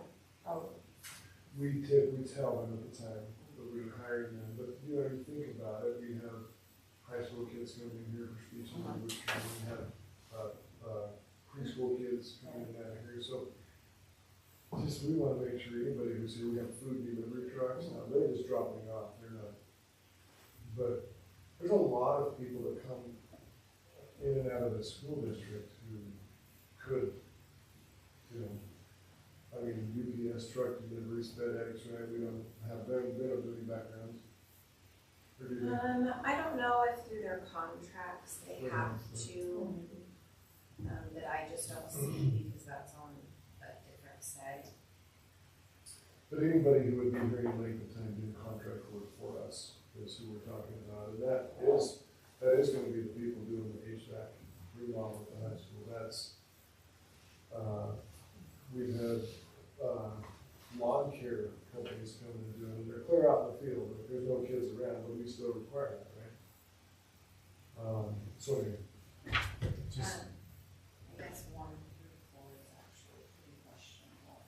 right, so I would say anybody who's applying for employment or volunteers should be covered by the district, but if it's a contract person coming in, they should have to cover it, or their employer should have to. they'll pass it on to us. Oh. The cost of the, No, that's true. yeah. It's like, So, Sure, I'll pay for that. number 1, we cover background checks. We pick up fingerprinting, it's kind of like a split. So if someone gets hired, or if someone is recommended for hire, that's the only time we give them a fingerprint, because it costs us almost $80 a person, and they only pay, I think, 14 or something like that. So they pay that initial fee, and then the district picks up the other. So number 1 kind of has to be careful of how it's worded. And we've had a lot of people in the last probably 3 months that went and got fingerprinted and showed up on it quick, so. Megan, can you go through this and put down what we actually do so we can, you know, really see it? And, you know, then I think we feel better about, you know, what it is. So I think what we're getting tonight is narrowing down definite yeses, definite no's, and then others for future, for more study. Well, is there any way we could say That's one of if you quit within so many days, You pay for it. you have to pay for your own, you have to use the district? Yeah, they'll be withheld from your, Yeah, With help from your can we do that? why not? sure. So, look, I would wanted to know, Megan, if we recommend somebody for hire that requires licensure, but they don't have it currently in state, so like they're going through the process, are we still paying? No, because anybody that even before they step foot in the classroom has to get their background check from TSBC. So, that through them, and it's quick, and I can see their clearance date on their background check and then look on TSBC. So I've never had an issue with that. But there is another side you have to look at too, to be careful of, is there is certain language also in contracts regarding the fees associated with I think one of the ways we get around the issue of people walking away is that they pay for their own, then it gets reimbursed to them after X number of successful weeks of employment. Yeah, I can see that, but I can see a lot where they But then people wouldn't are like, have that money to. I don't have enough money to do that. Like, that's why I need a job, I need money. That's what a lot of us say. It's been a tricky one because with a lot of the new hires, we are desperate, like for cafeteria staff. And they are taking 2.5, sometimes 3 weeks. And we can't, because it costs so much, we don't send everybody, like I gather a background check on anybody that applies right then and there. It's $5. I wanna know because if you don't pass that, then why continue the process? So we gather that, but until we get a recommendation for hire, we can't give them the fingerprinting paperwork. And so then we've had some people that are sitting out a month before they can even start because we're kind of hands tied.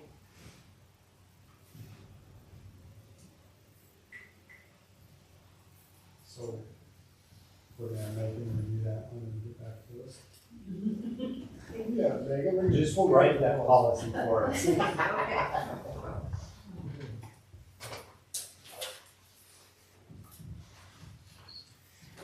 Let's go on to the next one, which would be GCPA reduction or recall of license staff.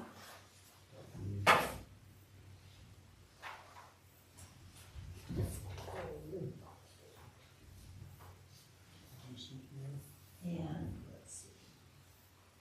That is contractual. Yeah. Very specific outline in the contract. Same with the next one. We go on to research. I'm gonna say something about this one. It's an optional. We don't have it. This, you've got to be careful with this one because this can reach into a copyright thing. You know, if one of our instructors does research and makes a brand new kind of plastic or something, or writes a textbook that he's using in his class, and all of a sudden it becomes the best-selling thing that, you know, that everyone in the United States wants. But he did it on his time here, on our time. You know, you've got to think about some of that kind of stuff. So when you talk about research, it includes or can include a little bit more than just plain research, because if someone gets, say, a patent or a copyright on something they did here, the district should be entitled to a portion of that. So I'm just throwing that out. That is something I thought about when I read this on research.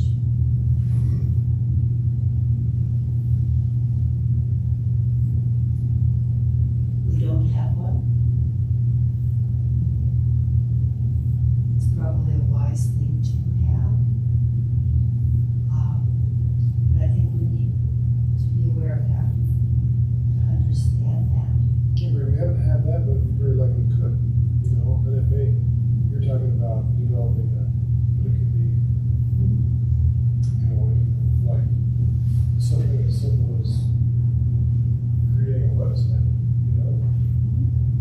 Where people will pay you to use your teaching methods. You can conceive this, because teachers, you're familiar with the website, teachers pay teachers. I don't know if we would have access, you know, we would have any rights to that, especially if they didn't do it at school, but some things could be. So my concern with this was that I feel like it might be a little overreaching towards the teachers, where it's saying staff who propose to engage in research,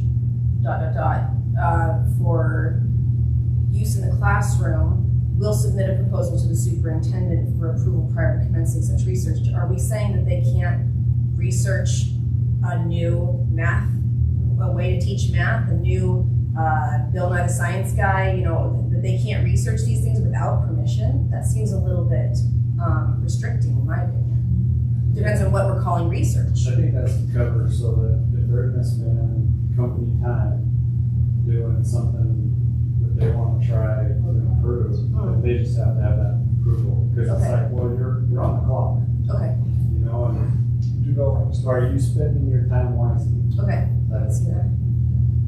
Maybe wisely, but I think what you're saying is it may result in additional income to that teacher. They can sell that idea based on whatever research they did to other schools. So maybe we need to designate exactly what research we're talking about. Well, it should say using district resources for students.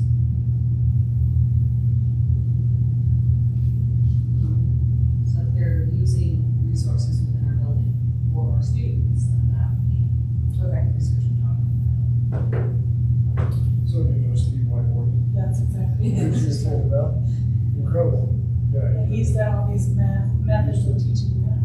Used to teach fifth grade, fourth grade, this elementary, he's written math books, and that stuff is crazy. I mean, he's making money, he should, good for him. It's amazing. So what happens? Yeah, I mean, we wanna encourage people to find better ways to teach.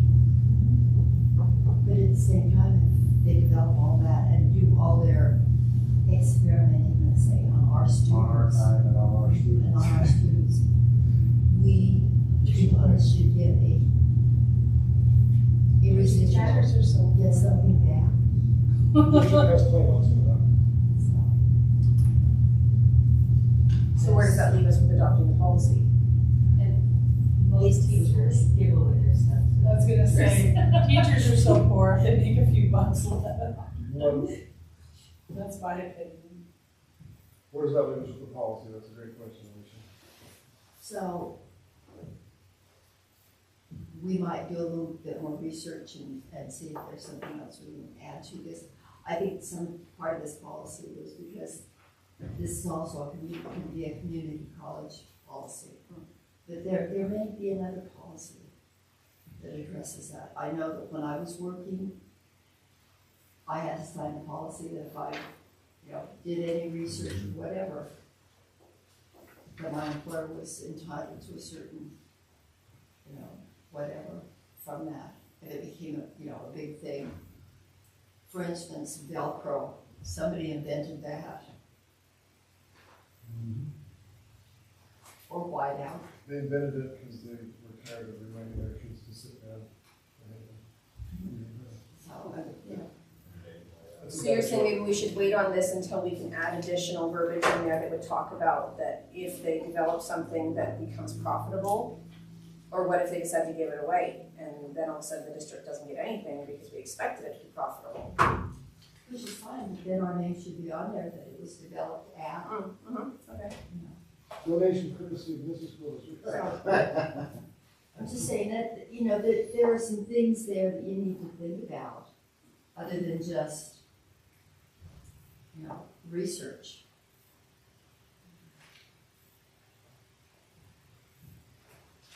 Okay, the next one is,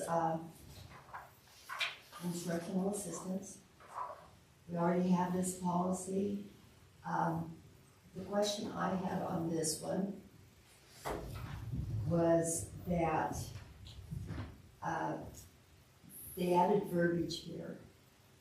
It says, in addition to the above, instructional assistance providing translation services, etc. Then it says, instructional assistants who work in the Title 1A program and provide instructional support must have, and they put some qualifications there. Completed 2 years of study, an institution of higher education, or obtaining an associate or higher degree. Does that put some of our people out? So we're currently requiring number 3 is the optional where they take a test through the ESD. So if you pass that test, you don't have to. I thought it was 1, 2, or 3. It is. Yeah, it is. Or. Yeah. It's not and, it's or. What the or is, I'm going to use the girls' law, the other two have a chance, so the other two sections have, there's a way around that. Not gonna be good. in that paragraph under it where I said yes, I'm reading that again and thinking maybe you guys feel differently about that.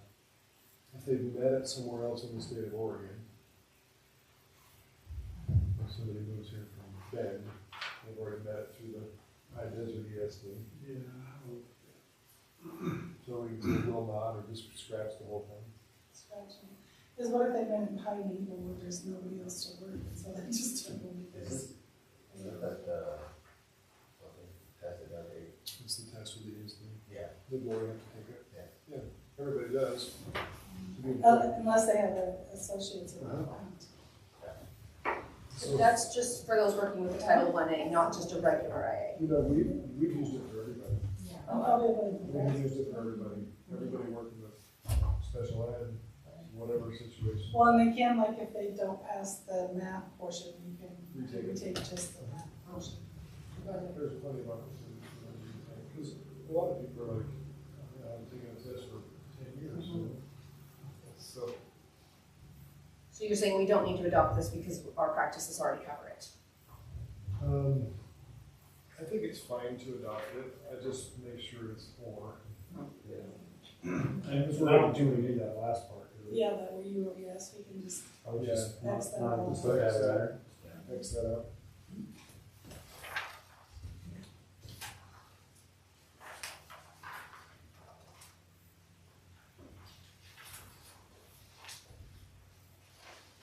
Okay, the next one, curriculum guides and course outlines.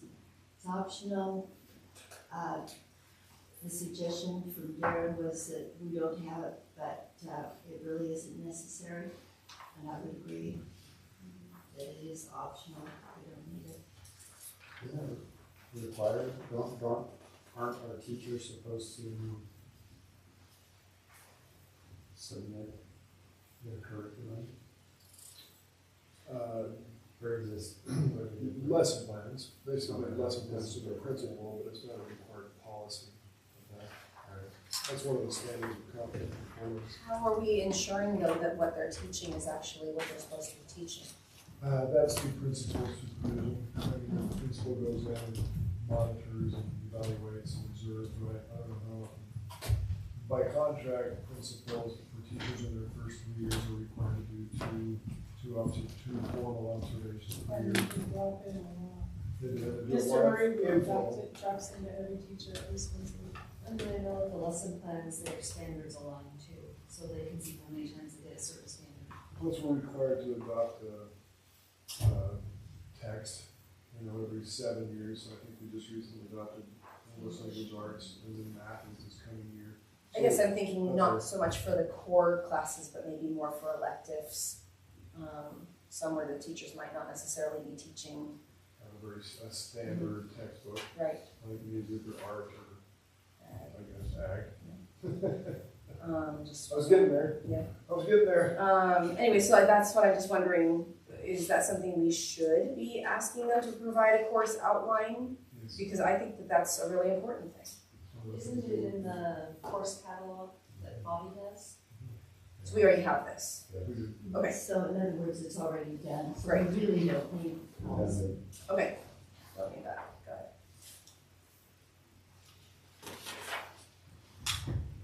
Okay, religion in schools, we do not have this policy. It's optional. I really don't think we need it. I don't think we need it yet. I worry a little bit that our history classes and things like that, sometimes they talk about how religion affected the history and stuff like that, and more that's getting fought against, like, oh, we don't want to talk about religion of any kind anywhere. History is getting attacked. I mean, honestly, in our school, it's Well, I mean, religion is part of culture. It is. yeah. And so that part needs to be, but this seemed to go more in depth. Because I just want, like I said, I don't know if we need that yet, but I want our teachers to be able to teach, not like it says, not this is the right religion or anything like that, but where it fits into our country's history or the world history or whatever else. Whereas I think a lot of places are trying to take that away. I would say it's not, yeah, I agree with you. I don't think we're there yet. No, but I think having a policy, whether you decide to adopt it or not, I think it's important to have it because it says when no one's pushing any one view. Right. Like, That's just giving information. and we typically think about it just being in a history class or whatever, but I was the Spanish teacher at Nyssa High School, and you really can't teach Spanish language without talking about culture and history, which was Catholicism, right? Well, do you guys remember, I think it was 6th grade a few years ago, they were talking about Islam, and one parent thought that they were promoting it, and the newscast people came, and Maybe have a student dress up in a hijab or something. yeah, I mean, just because they were promoting that country, I can't remember what country it was. Yeah. Morocco or And whatever. they thought that the teacher was teaching that religion, and so, Well, like I said, I don't know that we need this yet, but this is something that we need to start thinking about as far as protecting our teachers from being able to teach history, which is sad. But we don't want parents to go after the school saying, you know, somebody brought up Christianity or Buddhism or whatever. It's like, well, okay, I wasn't pushing it, I was teaching about this country. So I don't know. I don't, You bring up a really good point. I just don't. well, just like in Spanish, I'm sure you talked about like Dia de los Muertos, and, Absolutely. Yeah. you know, and that's part of, All of It's the a culture culture. is Yeah, strictly, Mexican it's culture. very much tied to the Catholic. doesn't mean you're teaching Catholicism, I just. I mean, even in American history, you have to talk about Puritans. Yes. I mean, And there's an understanding when you understand other cultures, then You're not so prejudiced because you Exactly. understand where they're coming from. yes. I always read to my kids a story about the Jewish Hanukkah because the kids had never heard of it before, they didn't know what it was. Heard of it, but That don't way- know what it is, right? That way they wouldn't make fun of people if they ever met someone who's Jewish. It's education, Right. right? Education leads to intelligence, and that leads to being able to communicate with other people. So then maybe we do need this just to make sure that it's on the The books that teachers they are shall be permitted to teach. well, and then the second sentence there allows people who do not agree To to be, be excused. Exactly. without penalty. If they want to walk out of class, walk out of Don't class. tell I the mean, kids that. already people leave birthday parties to, you know, their, Jehovah's Yes, Witnesses. it's Mhm. those- so, it's true. And during music and during December. I think we've tried to be respectful, our community is respectful of all, but policy would be good, I think it's. I think this kind of preserves identity too, just a little bit. The policy piece is gonna protect the piece like, Susan talked about, where, hey, you're teaching wisdom to these people. Teaching the history of the Middle That's what's in East. the policy, we're allowed to educate people on this, but we're not promoting. Right. If people don't want to be a part of it, they don't have to be a part of it. So, I think policy is the right thing, I'll protect that. So, I agree with Jeremy, I think it's not now, you know, at some point, you know, I don't have any problem with that. So do we all feel that we should just accept this policy as written? It's pretty vague, so I don't think it's gonna hurt us. But Okay. I would say yes.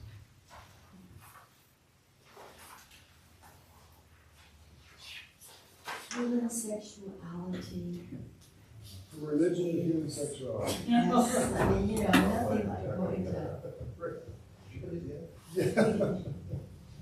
We do have this policy already. Basically, what is added is the very last paragraph. And that paragraph does not bother me, but I can see that it could bother a lot of individuals. And it uses the word will, which we've tried to avoid. It doesn't give you the option between will and may. Yeah.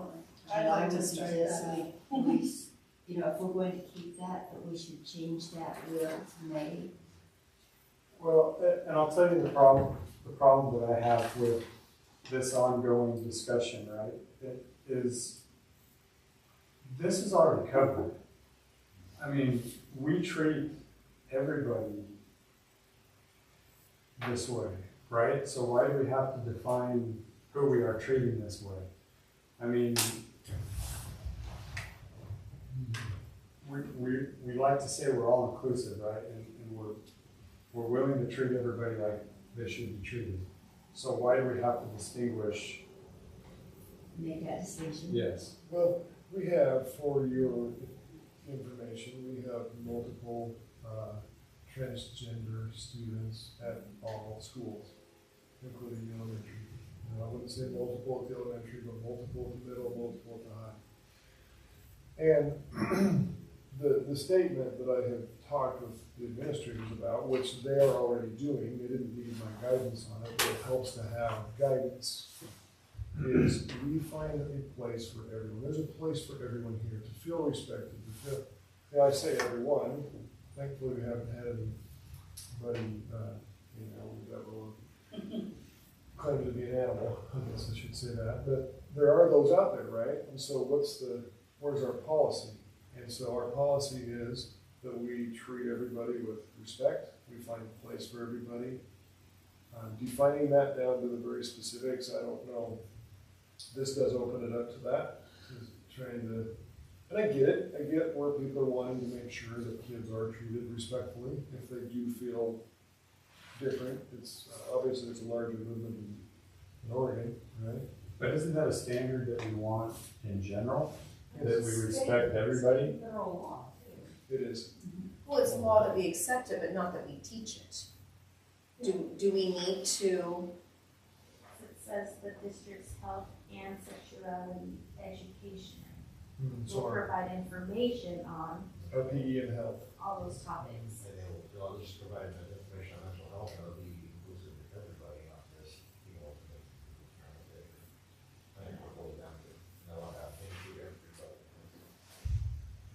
So do we have to teach it? I met with our health and PE teachers over a year ago, and we were discussing how this similar topic, how they were addressing it, and they are following the state guidelines for curriculum. They're following that in the curriculum. So You're saying it's already being taught? it is being taught. It's being taught. They're following the curriculum. So It's been adopted by the state. yeah. So the state adopted curriculum. So And this that's, breaks it down. Yeah, but was it written in Portland or? that is part of the reason, if we're going to keep that last sentence or that last paragraph, I would change that will to may. I agree. So I don't know if they give us that option, but We can make that option. yeah, we can write it. So I recommend it's not required without that language. Well, and it says that you provide the information, it doesn't necessarily tell you how to provide it, correct?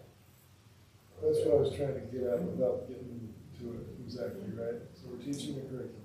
Right. Based on some of the comments I have heard, I don't know that this is happening. The inclusive piece. Or the medically correct. Using these terminology. Yes, or even the medically accurate aspect of it. See, that's what I worry about, is the medically accurate. So, yeah, we get into following the law as it's written, following the policy as it's written, versus with the curriculum, there's some leeway for the teachers to present it in a way that everybody is respected and taught, but it's not super specific like that. But we're not required to adopt the changes. Right. No. So then So what if let's we just leave just that out? not. Just makes it. If our teachers are teaching it, let's leave it up to them to teach it the way that they are, There. and leave this out So in other words, keep the policy that the way it is. that we have. So don't adopt this new. Strike that last. You'll still make the changes of local health department but just not that class. And then, I guess 19. Correct. Also, Yeah, it's it's culturally inclusive.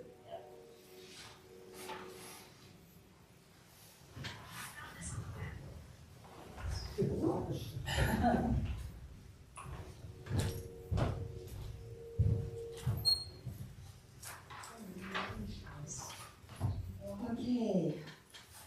The next one is the special education IEPs. And the only change on there was that they changed it, instead of saying just through age 20, or through 21, they got 21 years of age. Otherwise, it's the exact policy that we have now.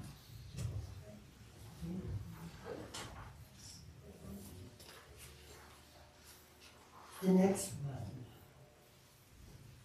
the special ed. IEPs, they added a whole section in here about individualized COVID-19 recovery services. And in the footnote, it says the requirements of this section are in effect until July 1st, 2023, unless extended by the State Board of Education.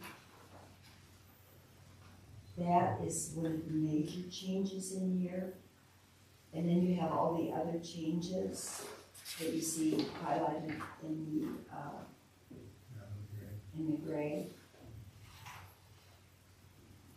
And this one's required. It's all required. The number 5 and 6, and then the next one regarding employment planning. Those seem all right to me. The one that goes on the next page, part E, that says to promote self-determination and independence. I didn't like that one.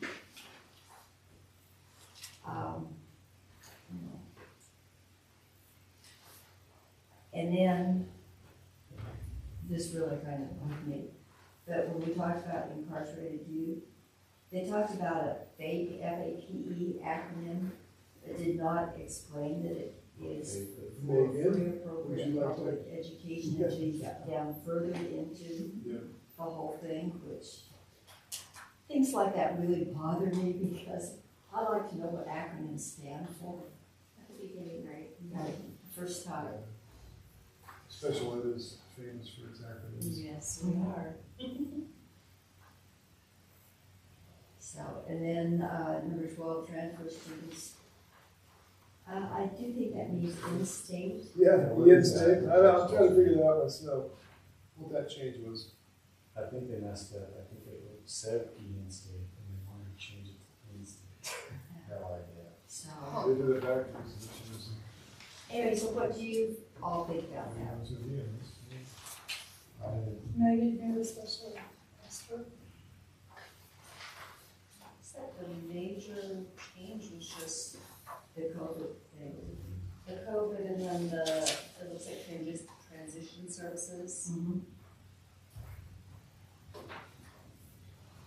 To me, it brought in mind, transition planning from high school, a child on an IEP at 21, and what are they going to do into their adult life? They're not going to have school every day.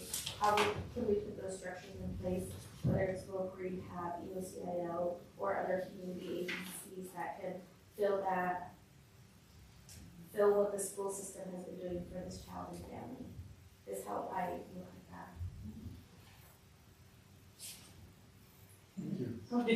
So I liked Just it. an addition. And so there are places available for a lot of kids, right? I think of, I'm not gonna name names of kids, but we can think of kids who are pretty functional, like getting a regular high school diploma may be a challenge for them, but they can be functional in a job of some sort. And then we have others who, they're not going to be able to hold a job of any sort. And so, but then what, right? So that's the question, then what? And I think this. So on number 8, 5, so 8, and then we talk about special factors. What was changed with number 5, or was it just added? Exactly. It was all that highlighted was new in gray.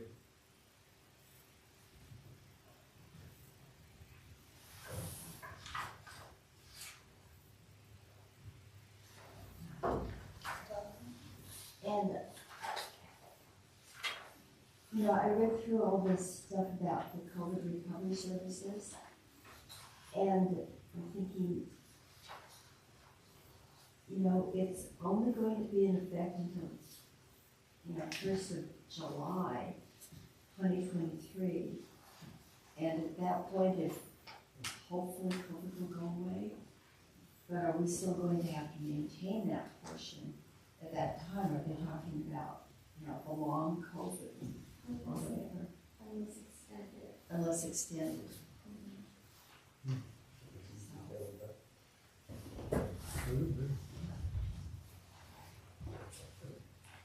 I would say that was the easy way to get it. See it. Try to go off my feet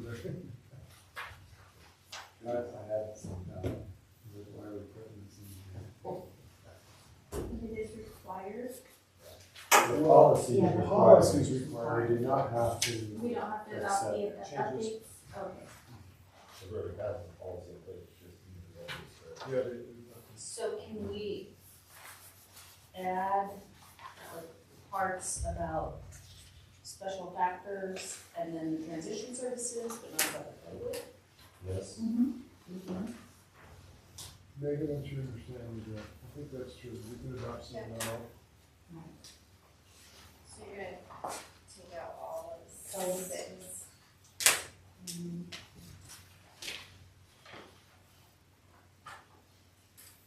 But keeping everything in 8. Yes.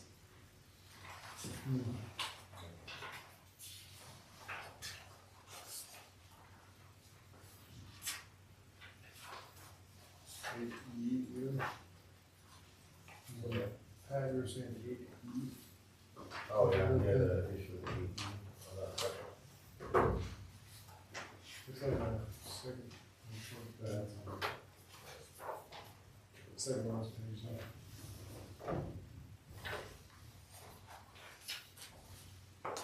We already do that, don't we?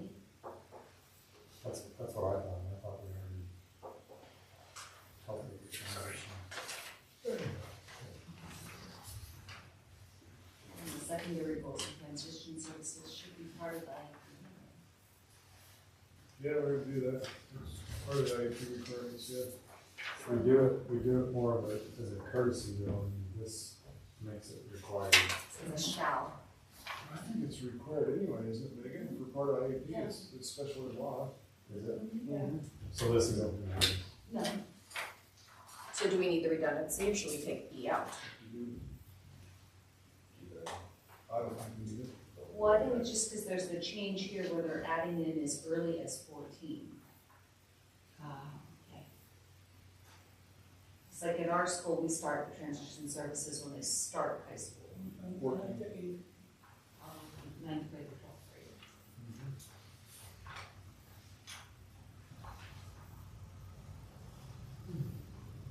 So what's the consensus on I mean, it just Yeah. says no later than 16. it? It's redundancy again, though, isn't it?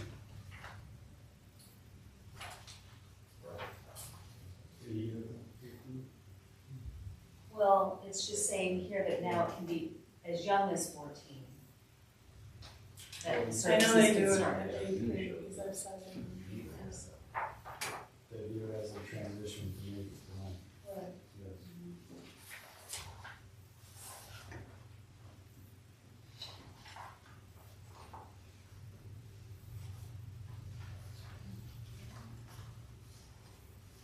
I mean, theoretically, we should be doing that. It's best practice, but I don't know that it's always happening. So do you want to leave it in just in case it's being overlooked? For the benefit of the students? I don't-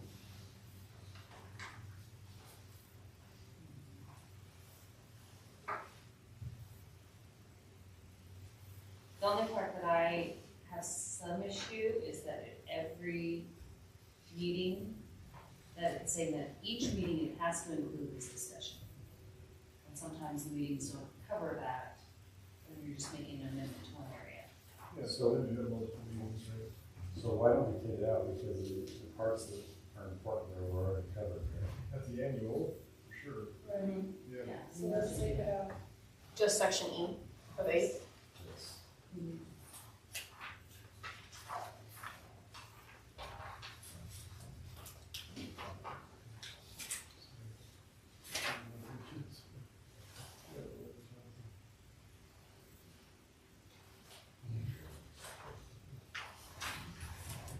Twelve A, negative, I think we should keep that change E instead of in. Oh, Okay. yeah, I was really confused. Couldn't figure out why I did that.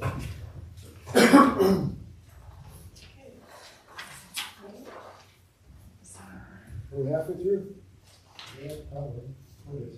Are we happy with that one then? Yep. Okay, then on to another required one, the talent acquisition program.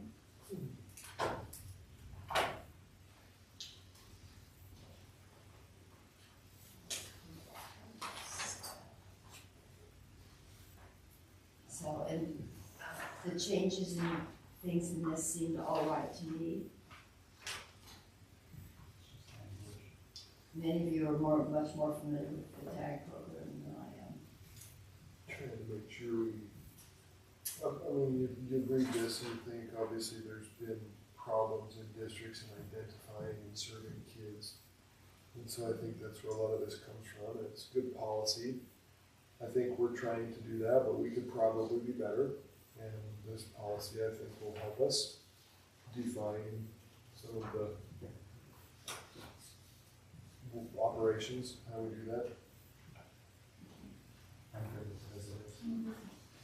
I would like to ask you, Darren, in some of these policies, it talks about, it will say K through 12, but we actually have kids who are pre-K. Mhm.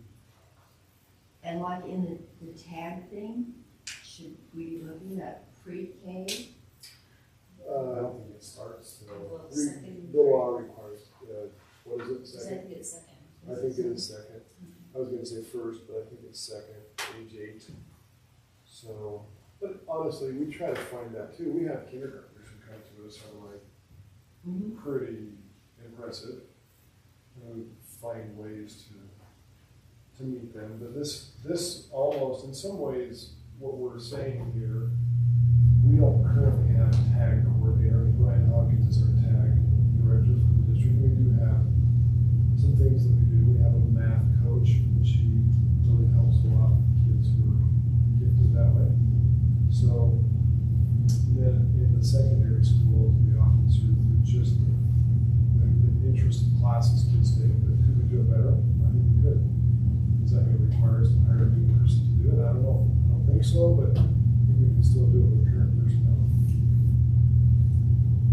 So that's one of the things I was worried about with policies. If we adopt a policy, are we then saying this is going to require us to hire a person to run this thing? You know, so I don't think this is the case with TAG. We have some good practices in place. I feel like this will help us fine tune it. So then, this one's okay, yeah.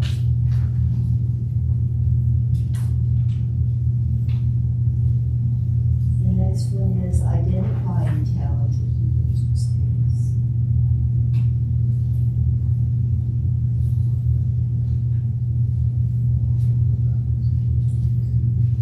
It's required, we have one. Oh, the AR for the policy we just did. Sorry. So IGPP was yes, and we do the AR for now. Now we're on IGPA. Yes. What kind of complaints would this be in regards to, like, you're not doing enough for my child? Is that what that would entail? Or you didn't identify my child, Or it should have been. I disagree with the way you identify the test we use. My kid's smarter than you're saying they are. Right. Yeah. Yeah, there's a lot. So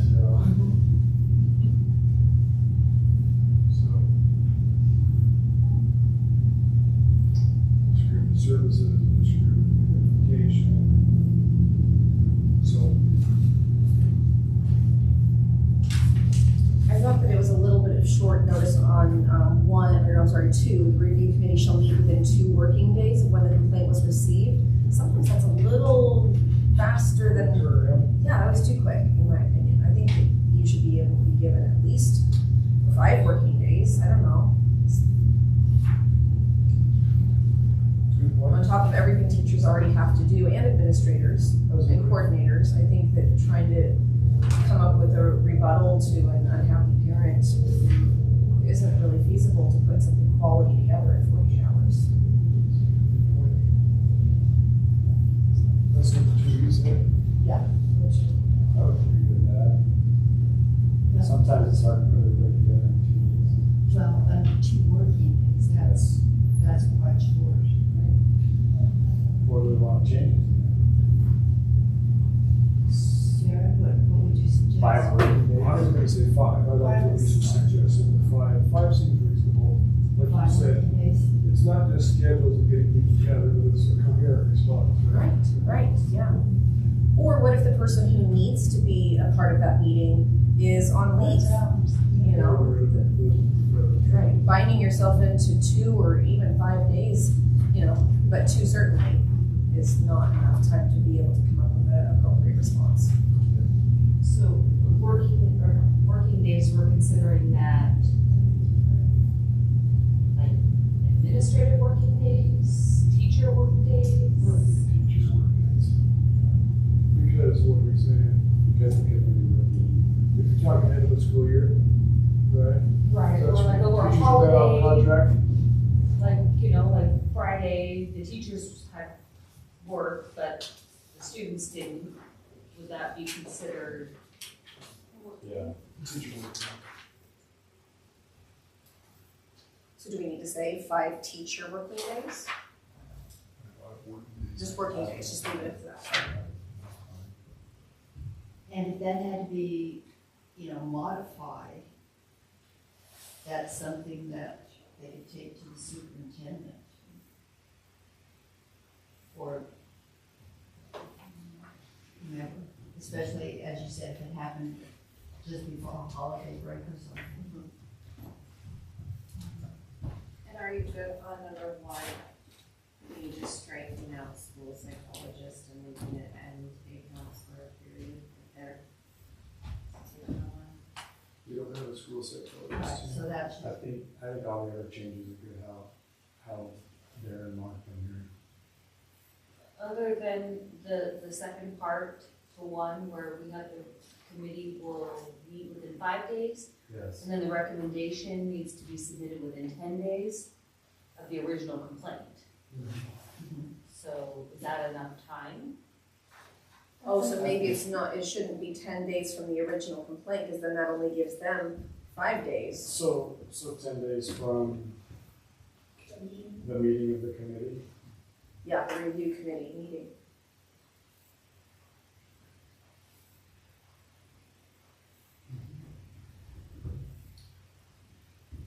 I think 10 days is good. It gives us, it's a standard response time. That's contractual and all complaint procedures is 10 days. Okay.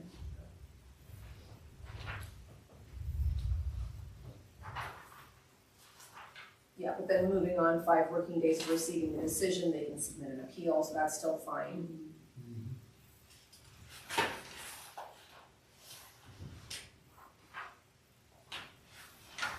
Yeah, that's fine. okay.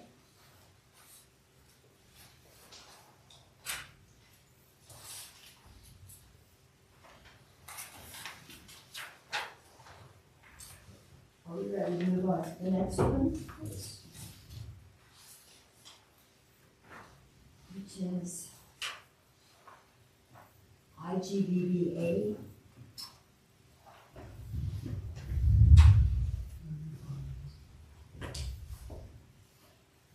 The one thing I will say is on item 3, that we don't say socioeconomically disadvantaged or whatever, or is that included in the as the disability?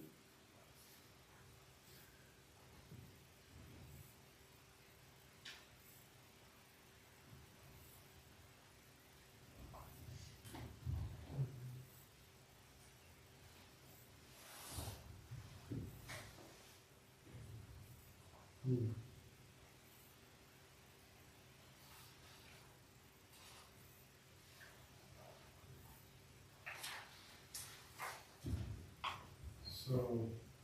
I mean, it does say students who are experiencing poverty, but yeah.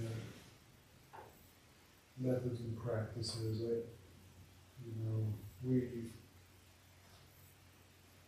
I think that's where people may have the complaint saying, well, the test you used, I guess people could, I haven't seen it, but we do try to give standardized tests that all kids that have been vetted, right, among a variety of populations. One of the worries that we have is because we have so many non-native English speakers, that there's been an under-identification. There's a lot of really intelligent kids who don't speak English. And it's like, how do you assess them? How do you find that out, right? So using an English test is what we use. So we need to find ways to identify some of the most genius kids. I remember a little boy over here at the elementary, a little Hispanic boy, a single mom, and he did a science project. Carlos. You remember his name? You remember him? You remember that machine he made? He took duct tape and cardboard. He found that magneto on the ground. Made a robot that worked. He made a robot that worked, and he out of could an old control it. TV. And he found the stuff on the ground where he lived. I'm like, are you kidding me? This kid's like 10 years old. He was in second grade. Or That's 8. amazing. He was a genius, but his He English moved was in not great. But I don't know whatever happened. He to moved him. in fifth grade, So, such a genius. But anyway, there's kids like that, and we need to identify them. So can that test not just be translated into Spanish? Yeah, we have those, so we can find those out, yes. But we just need to make sure we do that, because, yeah, just because you can't speak the native language here doesn't mean that don't deserve to be in a rich science or math class, right? So. I don't understand, though, just help me understand here, the 3D, students experiencing poverty. Why would a person's poverty level have anything to do with their talented and gifted status? I think they're under-identified. Carlos had two, on this, he had 2 strikes against him. He was a non-native English speaker and he was poverty, right? And so, I don't know, typically kids like that get overlooked or don't get served or don't get tested or something. So Yeah, but when they're that smart, the teacher knows. teachers find out and they recommend, and we have committees to find those kids, so. But some of the language isn't there too. They don't have the experiences, the understanding in order to take some of the tests. Sometimes. Amazing, you still remember We Carlos? took him camping for a week. Oh, what a guy. That's an incredible kid. So many like that. Yeah, he was telling me about his science project, and I'm like, this kid's smarter than me and he's 8. That's like, So you want to adopt this as what the changes? I think so. I think we're good at that.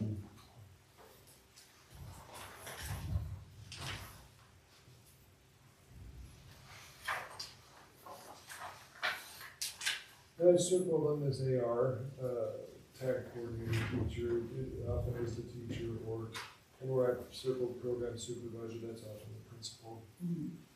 Or Ryan Hawkins, the language is fine. And then 20 working days.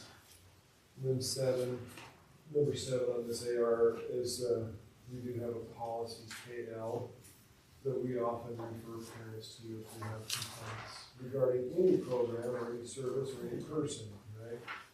So KL and KLAR are the 2 policies that we often refer parents to. Just email questions, people will often file, it's a formal complaint, and we are then required to do an investigation. So I think this policy is really pretty good.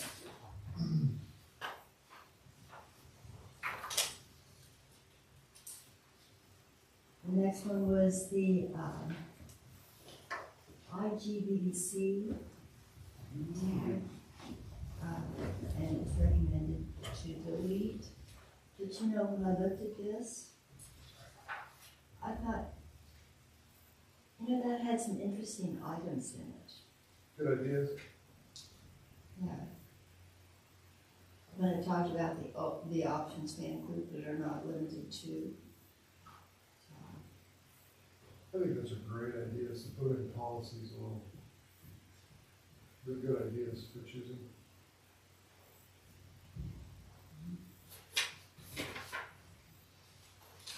Yeah, this is one of those that you hope these practices are in place anyway, Right. so.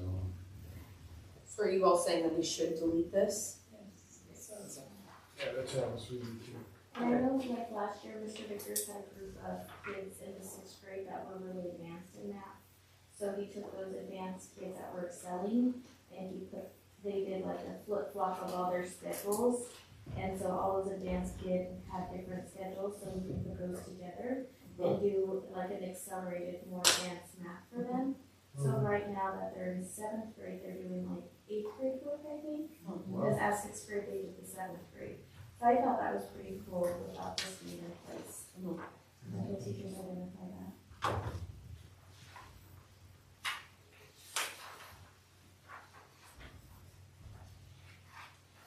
Expanded options program.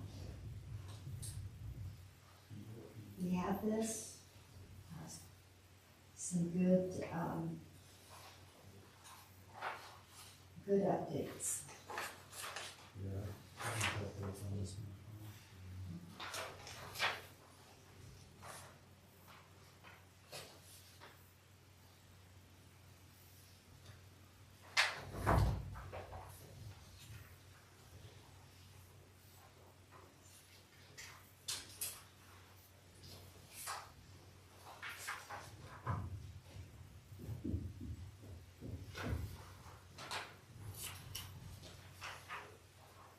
so what do you think?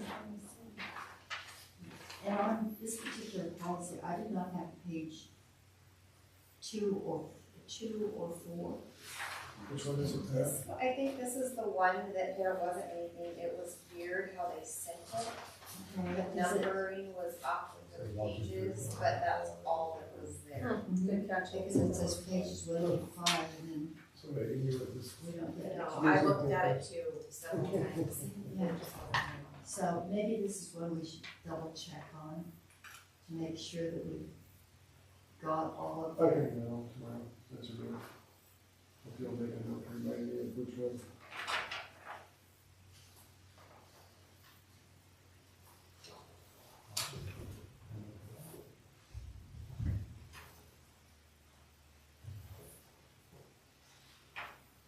GPJ. So you wanna just wait to make sure that we have all the pieces to it, and then if so, we can go ahead and accept it? Yeah, I'd like to see all the pieces. I mean, because if you look at the first page, it ends with a semicolon, says number 1, and ends with a semicolon. And you turn to the next page and it doesn't complete itself. So, But that's not handy either, so, I'll check with And them then tomorrow. here's this financial agreement. and then Doesn't flow. it's just not complete. Right. Well, if you do it on the website, I tried to look on the website, you and get one page. was it on there? Yeah, it's on here, but One page. only one page of it. Oh, And it still says 1 through 5 at the bottom. So that's messed up. So we need help with that one. I didn't doubt Megan, I just don't know how to, I'll just have to ask him, because it's obviously a formatting problem. So, the next one is interscholastic activities.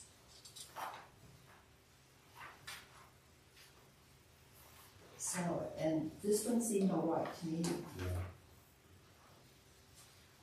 Did anyone have anything?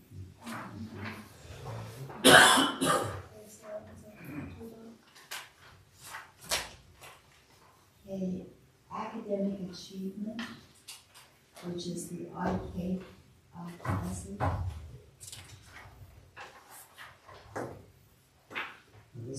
instance where I would pick a will. Okay, I mean, I think the parents should be informed. yes, I agree. at least They then. know. Cross out the name, Yeah. at least hanging. I think that's the only time I've ever seen no one's, you know. Parents do need to have that. Why only once? Why only annually? I think if my student was suffering, because isn't that what we're talking about here? Who have not met or who have exceeded all the standards of any grade level. Because we do that at conferences. Right, It's just- isn't it's that just basically giving you the conferences? very least. Like, Oh. You're gonna do better than this. Okay, We're required to do it annually, but we have conferences twice a year. okay. At least.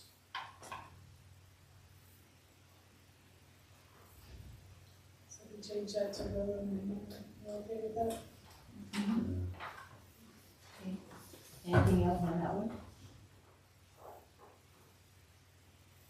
Are we adding under number 3, what was highlighted in number 3, or changing?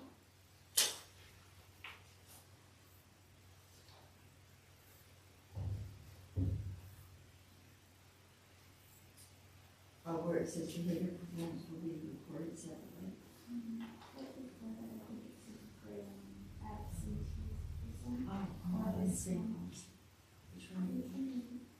Absenteeism or misconduct shall not be the sole criterion. Certainly not the sole criterion, but if they're absent, they It should be part of lacking it. in a participation grade. Yes. So I guess it would be a part of it, but not the sole. Or grades, okay.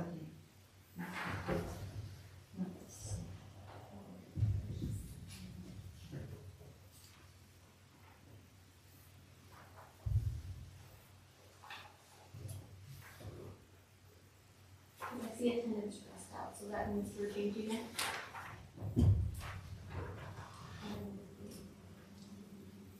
Yes, but basically we're just adding Taking this that out. column. Okay, that's good. So, anything else on that one?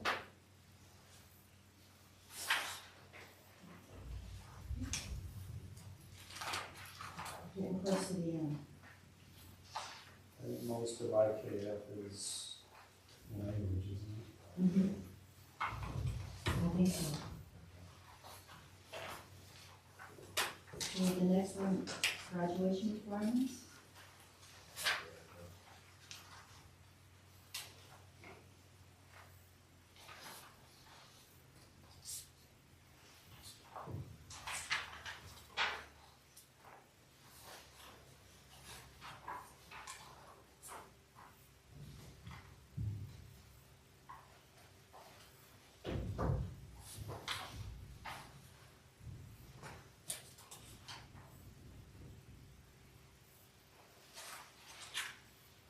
I think this one's just wording, so. And civics is required now.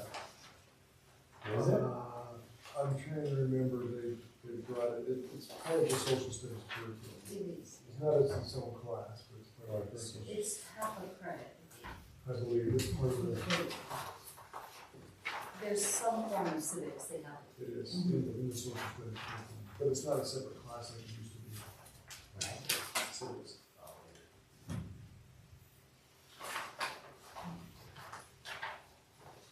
Do we all feel comfortable with that one? Yes.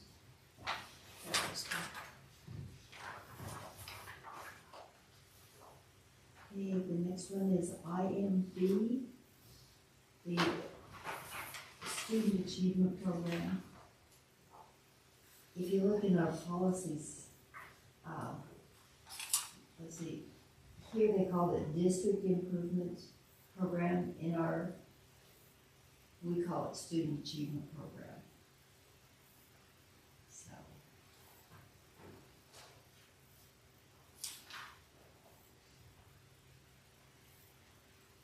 And my only suggestion was that in the second paragraph, line 2, we put may involve parents, students, instead of involves. There's multiple choices for us to make there. But not engages the school community? No, Okay, take that part out. I should have said that first. And I say may involve because you might not be able to get all those people together. Certainly. You get that, I guess? Yeah. Thank you.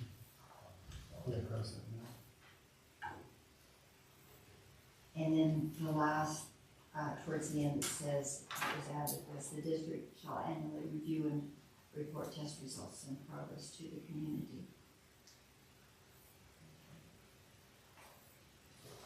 So you do have that policy and the recommendations are recommended. Okay, the next one is IMBFR, Student Achievement Program. Okay. So Darren's comment on the side is, what does the board want? So do you want it to be once every 4 years? Or biannually? Do you name this committee?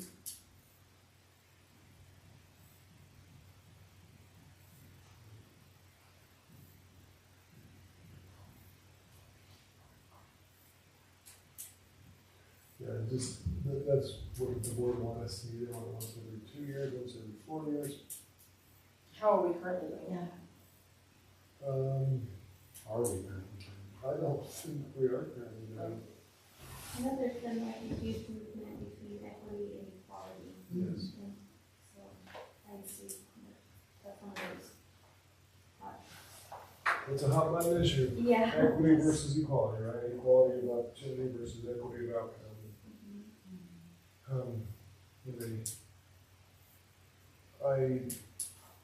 I mean, if the board wants this committee, the student achievement program, superintendent will convene a committee once every 4 years.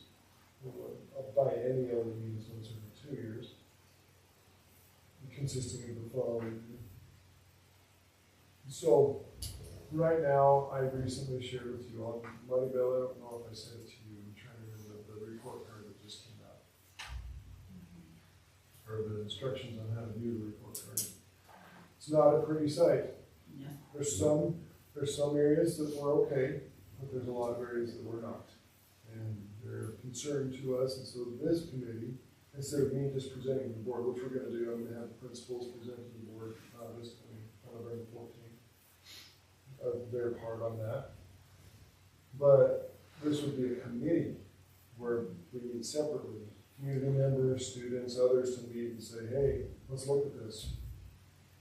Once every 4 years, once every 2 years, I don't know, I think probably 2. I would think so too, I just think because more is better. if you go to 4, you start forgetting about it. And But also, if we're looking at things like GPAs, percentage of kids dropping out, we don't wanna wait 4 years to It's do the every rest 4 of years it. since a student's high school career, right? Is 2 years enough then? I mean, Well- if we're in this slump, Well, I think if we put it every 2 years, that's the requirement. We can do it, the board can tell if we want to say it every year. right? Again, We this can is do it the- more. this Bare isn't, minimum. this is the bare minimum, you're right. I like that then.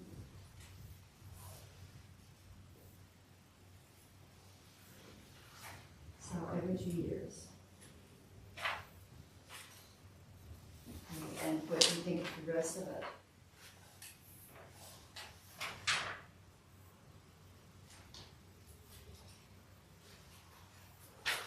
I didn't see anything wrong with the rest of it. I thought it was pretty good.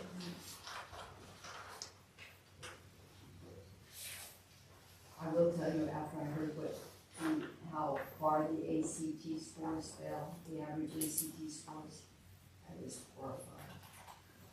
Here, No, or just nationwide. nationwide. I read an article about state testing across the country, and I think this is the largest drop in math scores ever. Ever. Mhm. It wasn't in 40 years, it was ever. But I read a deal that said that after they said, what they said, 1.5 million less people in public schools. And the scores of online kids shot up. Parents took the smart kids out. Well, but their education was also less disrupted too, you know, not going in and out. Right. It was consistent for them. Yeah. And I got a lot of really little kids, so that's not. It's not fully true. No. Not every online kid comes from this super supportive home. But what I have noticed is a lot more children are being identified that they need additional support. So I have kids that I'm like, did you even learn anything in previous school? Right. And it's been a lot of work getting them not even caught up.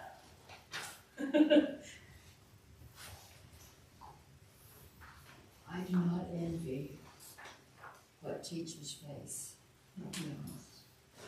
Yeah, you know, I will tell you, we were considering earlier with policy. Oh, Ryan talked about the calendar committee.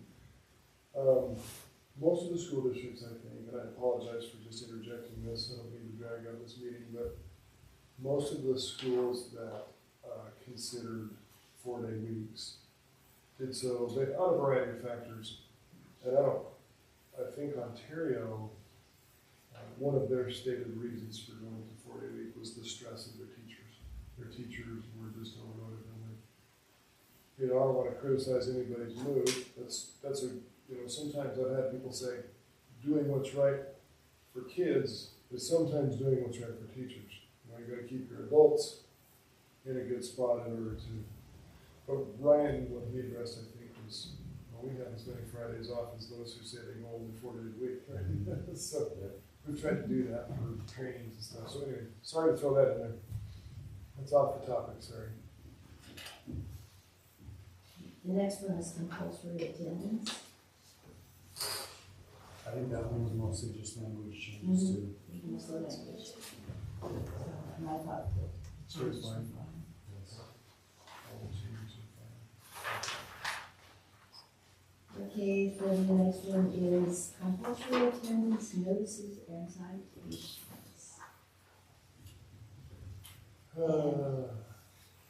At the very time that we're considering adopting this, the county is not enforcing anything anymore. I'm looking at you. Yeah, you're looking at me, don't look at me, I'm the judges. I know. I'm looking at you because you're probably aware of it. Yeah. We used to So have if we a give school. a child the parent citation, and judge is just gonna cite them. I don't think they'll even see them. What, we used to be able to take them to court, the judge would have this formal hearing right before with the parents.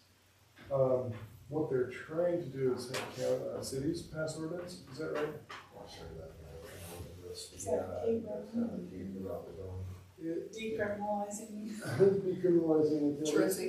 So, yeah, before you would have, the meeting asked earlier, before I do those, and about that, now, in charge of that.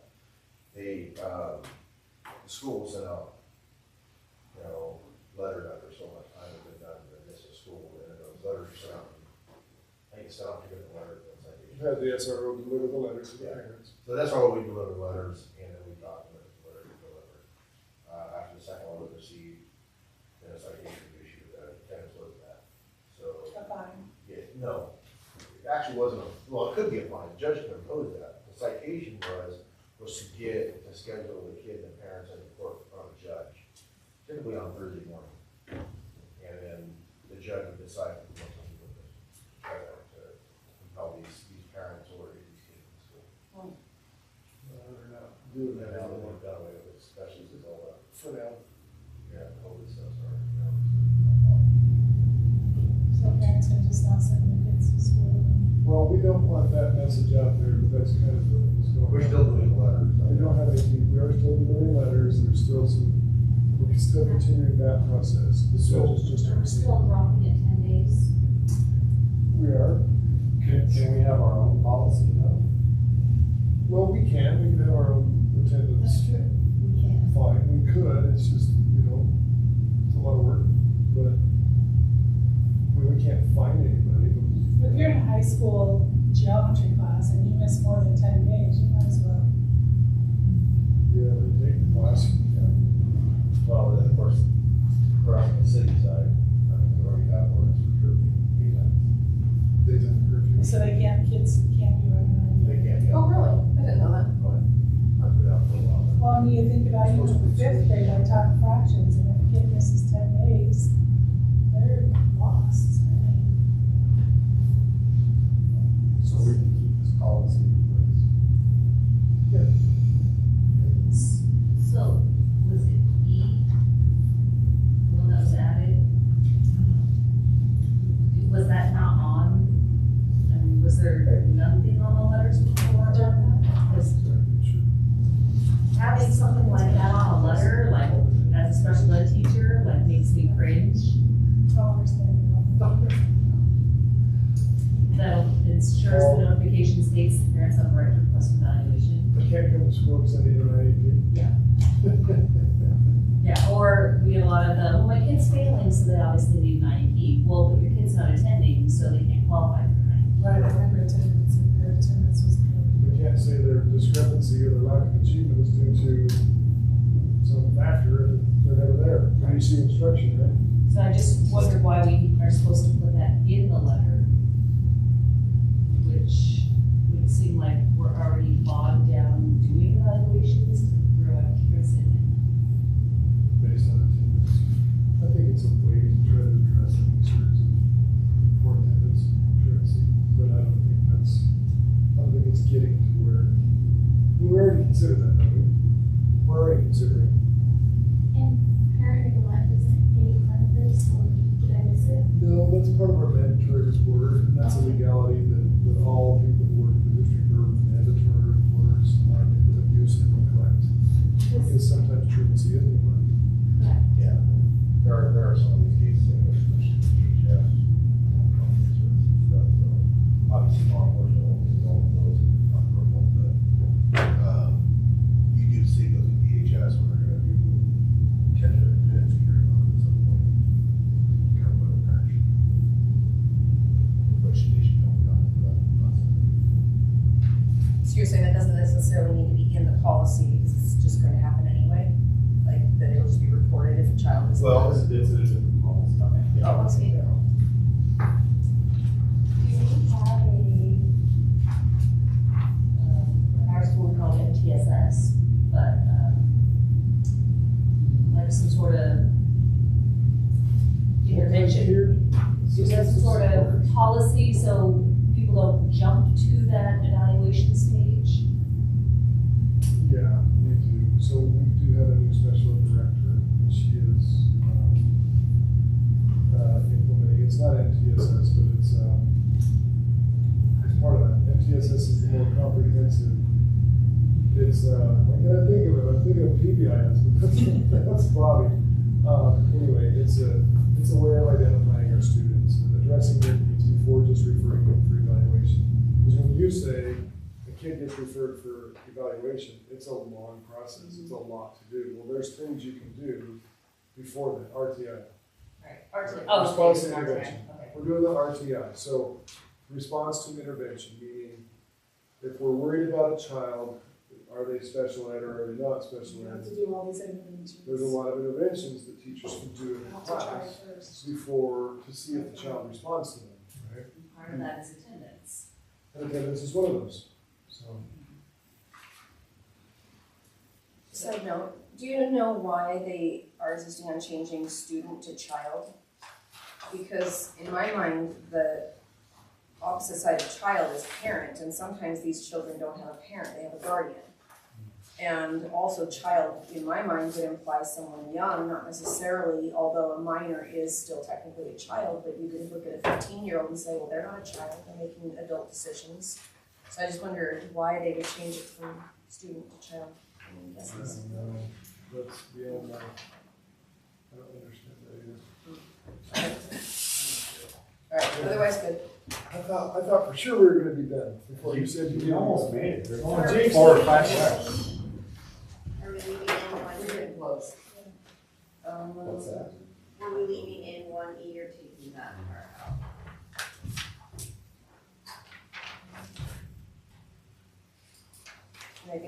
I mean, I don't like it, but if that's what the policy recommendation is. I mean, we tell people that all the time. But I guess they can request it and then we can throw them on the RTI process. You have to go to evaluation process. So it's probably okay to leave it like that.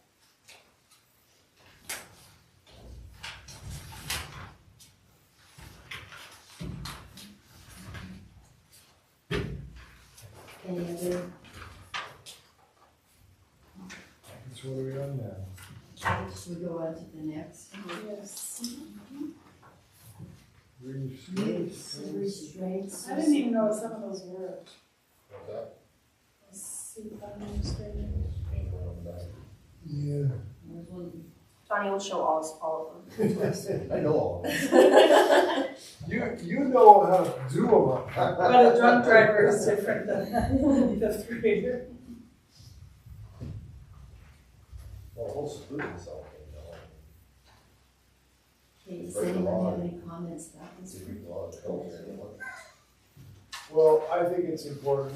We are so glad to have this new special ed director. Our SIA money is paying for the special ed director. And she has come in and she's done it before. She's been at Furland, she's been at Danton, she's been at Ontario. And one of the first things she did was get trained of how to do this restraint and seclusion. I shouldn't say restraint because that's a bad word. In the legalese, if you use the word restraint, then you're not supposed to do that to kids, and lawyers can figure out how to do that. So it's what's it called? De-escalation. Yeah, the de-escalation, the non-violent crisis intervention. It'd be, And she's training the teachers. she's trained all the aides. So the aides who've worked here have never known what to do when a kid starts hitting them or whatever. Right? What am I supposed to do? Like, just get away from them or whatever.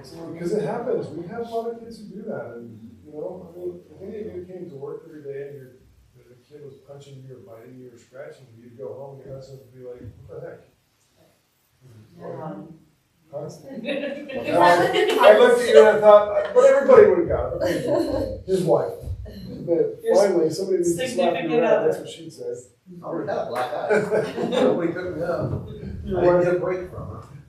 Is that what the cards they have, like wearing cards around their neck? So they have, and they've received training, and many of those instructional assistants have said, this is so nice to be able to have some training on what to do, because if you get hired, you're a good-hearted person, you want to help, you think you're going to get assigned to 5 or 6 kids in a little reading group, and that's just not always the case. Sometimes we need you with a child who's hitting and kicking and needs, and if you're just a good-hearted person without a lot of training, you're like, what do I do here? And so they have been very grateful for that training. So I felt comfortable with that one. Okay, student health services and requirements. This one, I really think we need to clean up the language. Clean up your language. Unregistered nurse for every 225. And we really need to make sure that we here are covered because we don't have a registered nurse. And I think maybe we need to phrase that so that, it says we have one licensed practical nurse under the supervision of a registered nurse. Every time it says, Registered a nurse. registered nurse. There are 225 medically complex students, 125 medically fragile, which we're not there. We don't do that. But I agree with what Pat said, we should put Mm-hmm. LPN underneath it. Yeah, because, I mean, we know what we're doing, Mm-hmm. but we need to state that instead of leaving ourselves open to saying we don't have an That's RN. true too. She's an LPN, she is under the license / supervision on our end, who's employed through the ESD. I don't know how to specify that in there. Just every time it says on it, you should just Also, LPN under the supervision. That makes sense. So what's the difference between a registered nurse and school nurse? I think it's just, it's semantics at that point.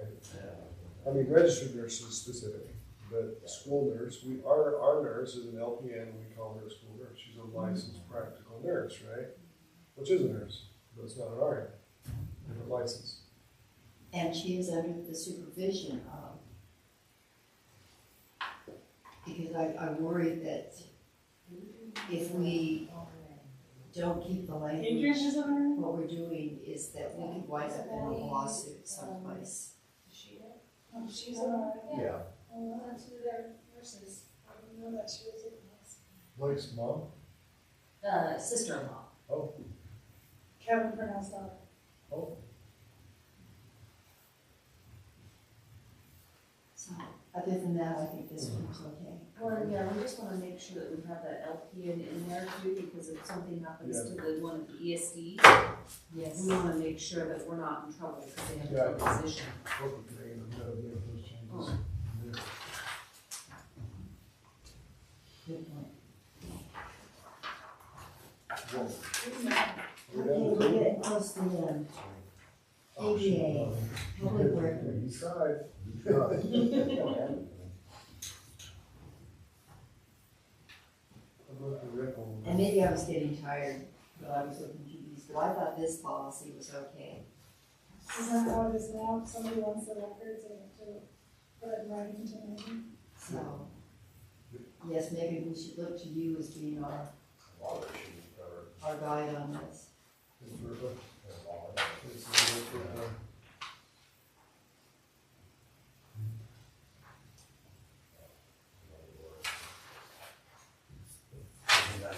It's good to know. I think that's pretty much enough. Okay. It's a practice now. Do we have a fee schedule to reimburse the district for the actual cost of making public records available? Kevin copy. We do, I talked to Crystal about it before, because we had, a company like in Texas want a bunch of personnel files. And, so there is like an ORS that states that we can charge. Yes. And so she based my pay with how long it would take, and she gave them that number, and then we What's the just cost? declined the request they did. Shocking, right? If you start charging people. So, Plus the mailing. That was at per ORS, right? Per policy. Sounds good. So we feel comfortable with that. And Megan, if for sure you can look through it and just make sure that we're. Okay, then we have KBA AR, So, I don't see. and I did not see this in our, list of, board policies. I didn't find it in there. I mean, you wrote it, but we already I have wrote, it. yeah, I wrote the very end. Yeah, I don't see anything. I didn't find it. Oh, interesting, we already have KBA, but not AR, huh? Interesting. So, I thought I was pretty thorough when I went through it. We do have KBA, we have but not the KBA, AR yet, interesting. but I didn't see a KBA clause. It's the AR in here, we're on the back of the page on number 9, the first paragraph where it talks about charging 25 cents per page. Yeah. I think, but I like the way you and Crystal did it better, because it does involve her salary in addition to the charge of the copy fee. You do? So, yeah, there's a lot of reasonable charges, like, what's the reasonable, the case, back for 3 hours and so on, other things, you have fairly documents, then their weight is also acceptable. Now, we have the taper right by the number, they want videos that capture your jacket that takes hours time, usually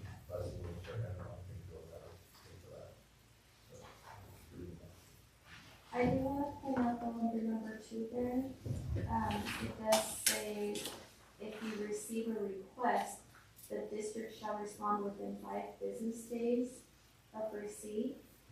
I know I've emailed and faxed employment verifications to school districts numerous times in my job, my day job, and 5 days is not enough turnaround for those officials in the schools. I think that's referring to something, or almost setting them up for failure, especially determining what, is it at the beginning of the school year, is it right before a holiday? We're still getting records requests out for students that have enrolled the first day of school, and that was like 48 days ago. Yeah. So, What would you recommend? Yeah. When, I mean, just, It just depends. I have a VOE out on someone, but I still have got back up in the district and I have to So- do it 3 times, so I mean, it's just, it obviously varies depending on what the request is, but I think it's typical. What was man training went to? For the records request for students is 45 days. I just, I wasn't sure. So the concern, you're asking about number 2 is the 5 days for. Well, but that's just acknowledging the receipt, so it doesn't even have to Oh, complete it. Yeah. oh, okay. So I was think gonna the say- 5 days is fine there, but down below in number 3 where it says 10 days, Okay. that maybe that needs. That needs to be changed. No, because here it It says, just says. That one says 60 acknowledge days. receipt of the request. Yeah. So what's the difference if we're talking about 5 days or 10 days, but both with the acknowledging the receipt of the request? Because you could not be the custodian of those records, you have to respond to tell them. Oh, okay, okay. As a request, you got 3 of them, you're uncertain, you either have it or you don't. Yeah, and For 3 after- days of PTWR, you have 10 days to fulfill it. Well, and then the 10 days here, it says you can provide a written statement that they're still processing it. Yes, absolutely. You get reading less than any time. I think all that's what. And it says here that 60 days, if they fail to respond in 60 days, actually, it's the requester fails to respond within 60 days, then they don't have to do it. I think this is probably, so it's pretty good the way it is.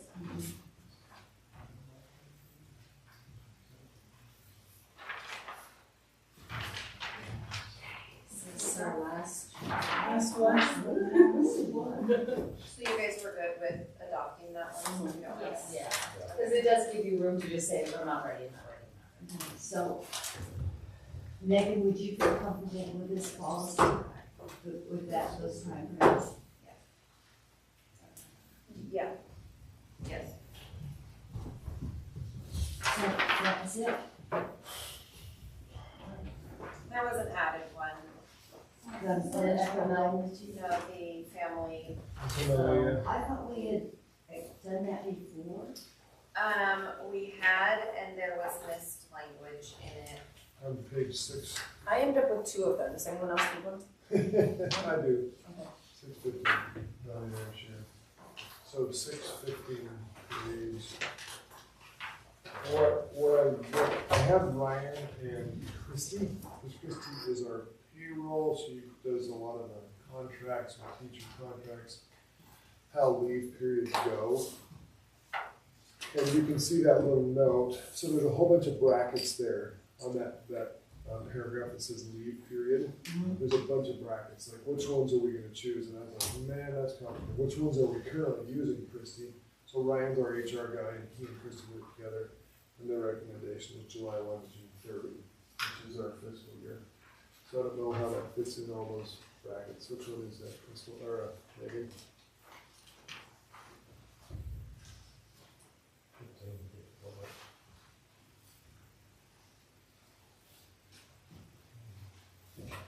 It's a new one. We're on July 1 to June 30. Yeah, the schools, the district's fiscal year. which is July 1 through June 3. Yeah.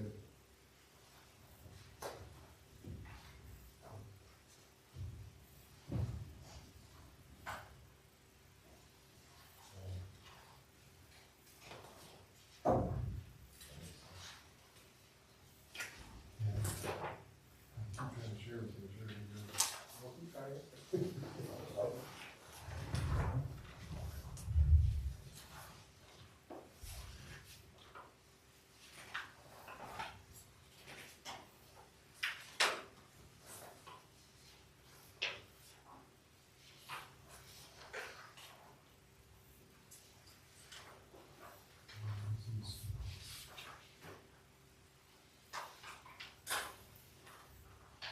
So page 11, I circled that one we wanted, if you're okay with that.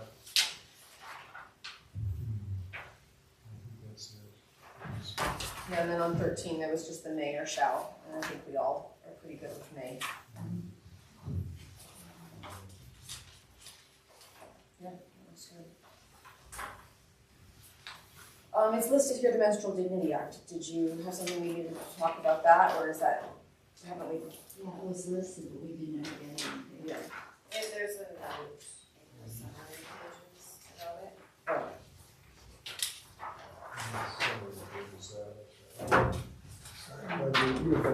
It's page 13.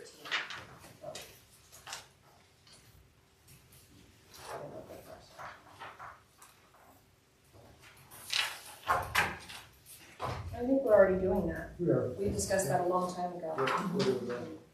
We're in compliance with the new law, or the legislation passed on that. And they're in the men's restroom too? There, And are they being tampered with or destroyed in any way that you know of? some, Some? Yeah. So I feel like that would be a really big temptation for some. I mean, I think that's right. So, we were given some money initially from the state that if you complied and bought the equipment, that the state would reimburse for that. So we ordered a bunch, and if you've been in the bathrooms to see them, Jesse's intent out of ordering all that stuff was he thought it was gonna be a stainless steel box, but it ended up being a mirror box. So they're little boxes with mirrors on them. I guess he didn't read or whatever, they looked and thought it was, industrial, like stainless steel. So the mirror on a couple of them, I don't know if it, not all of them, but a couple have been kicked or hit or something, so the mirror has kind of splintered. So it's fine, he was able to fix it, so it's not a danger, but we're working on it. It's functioning fine.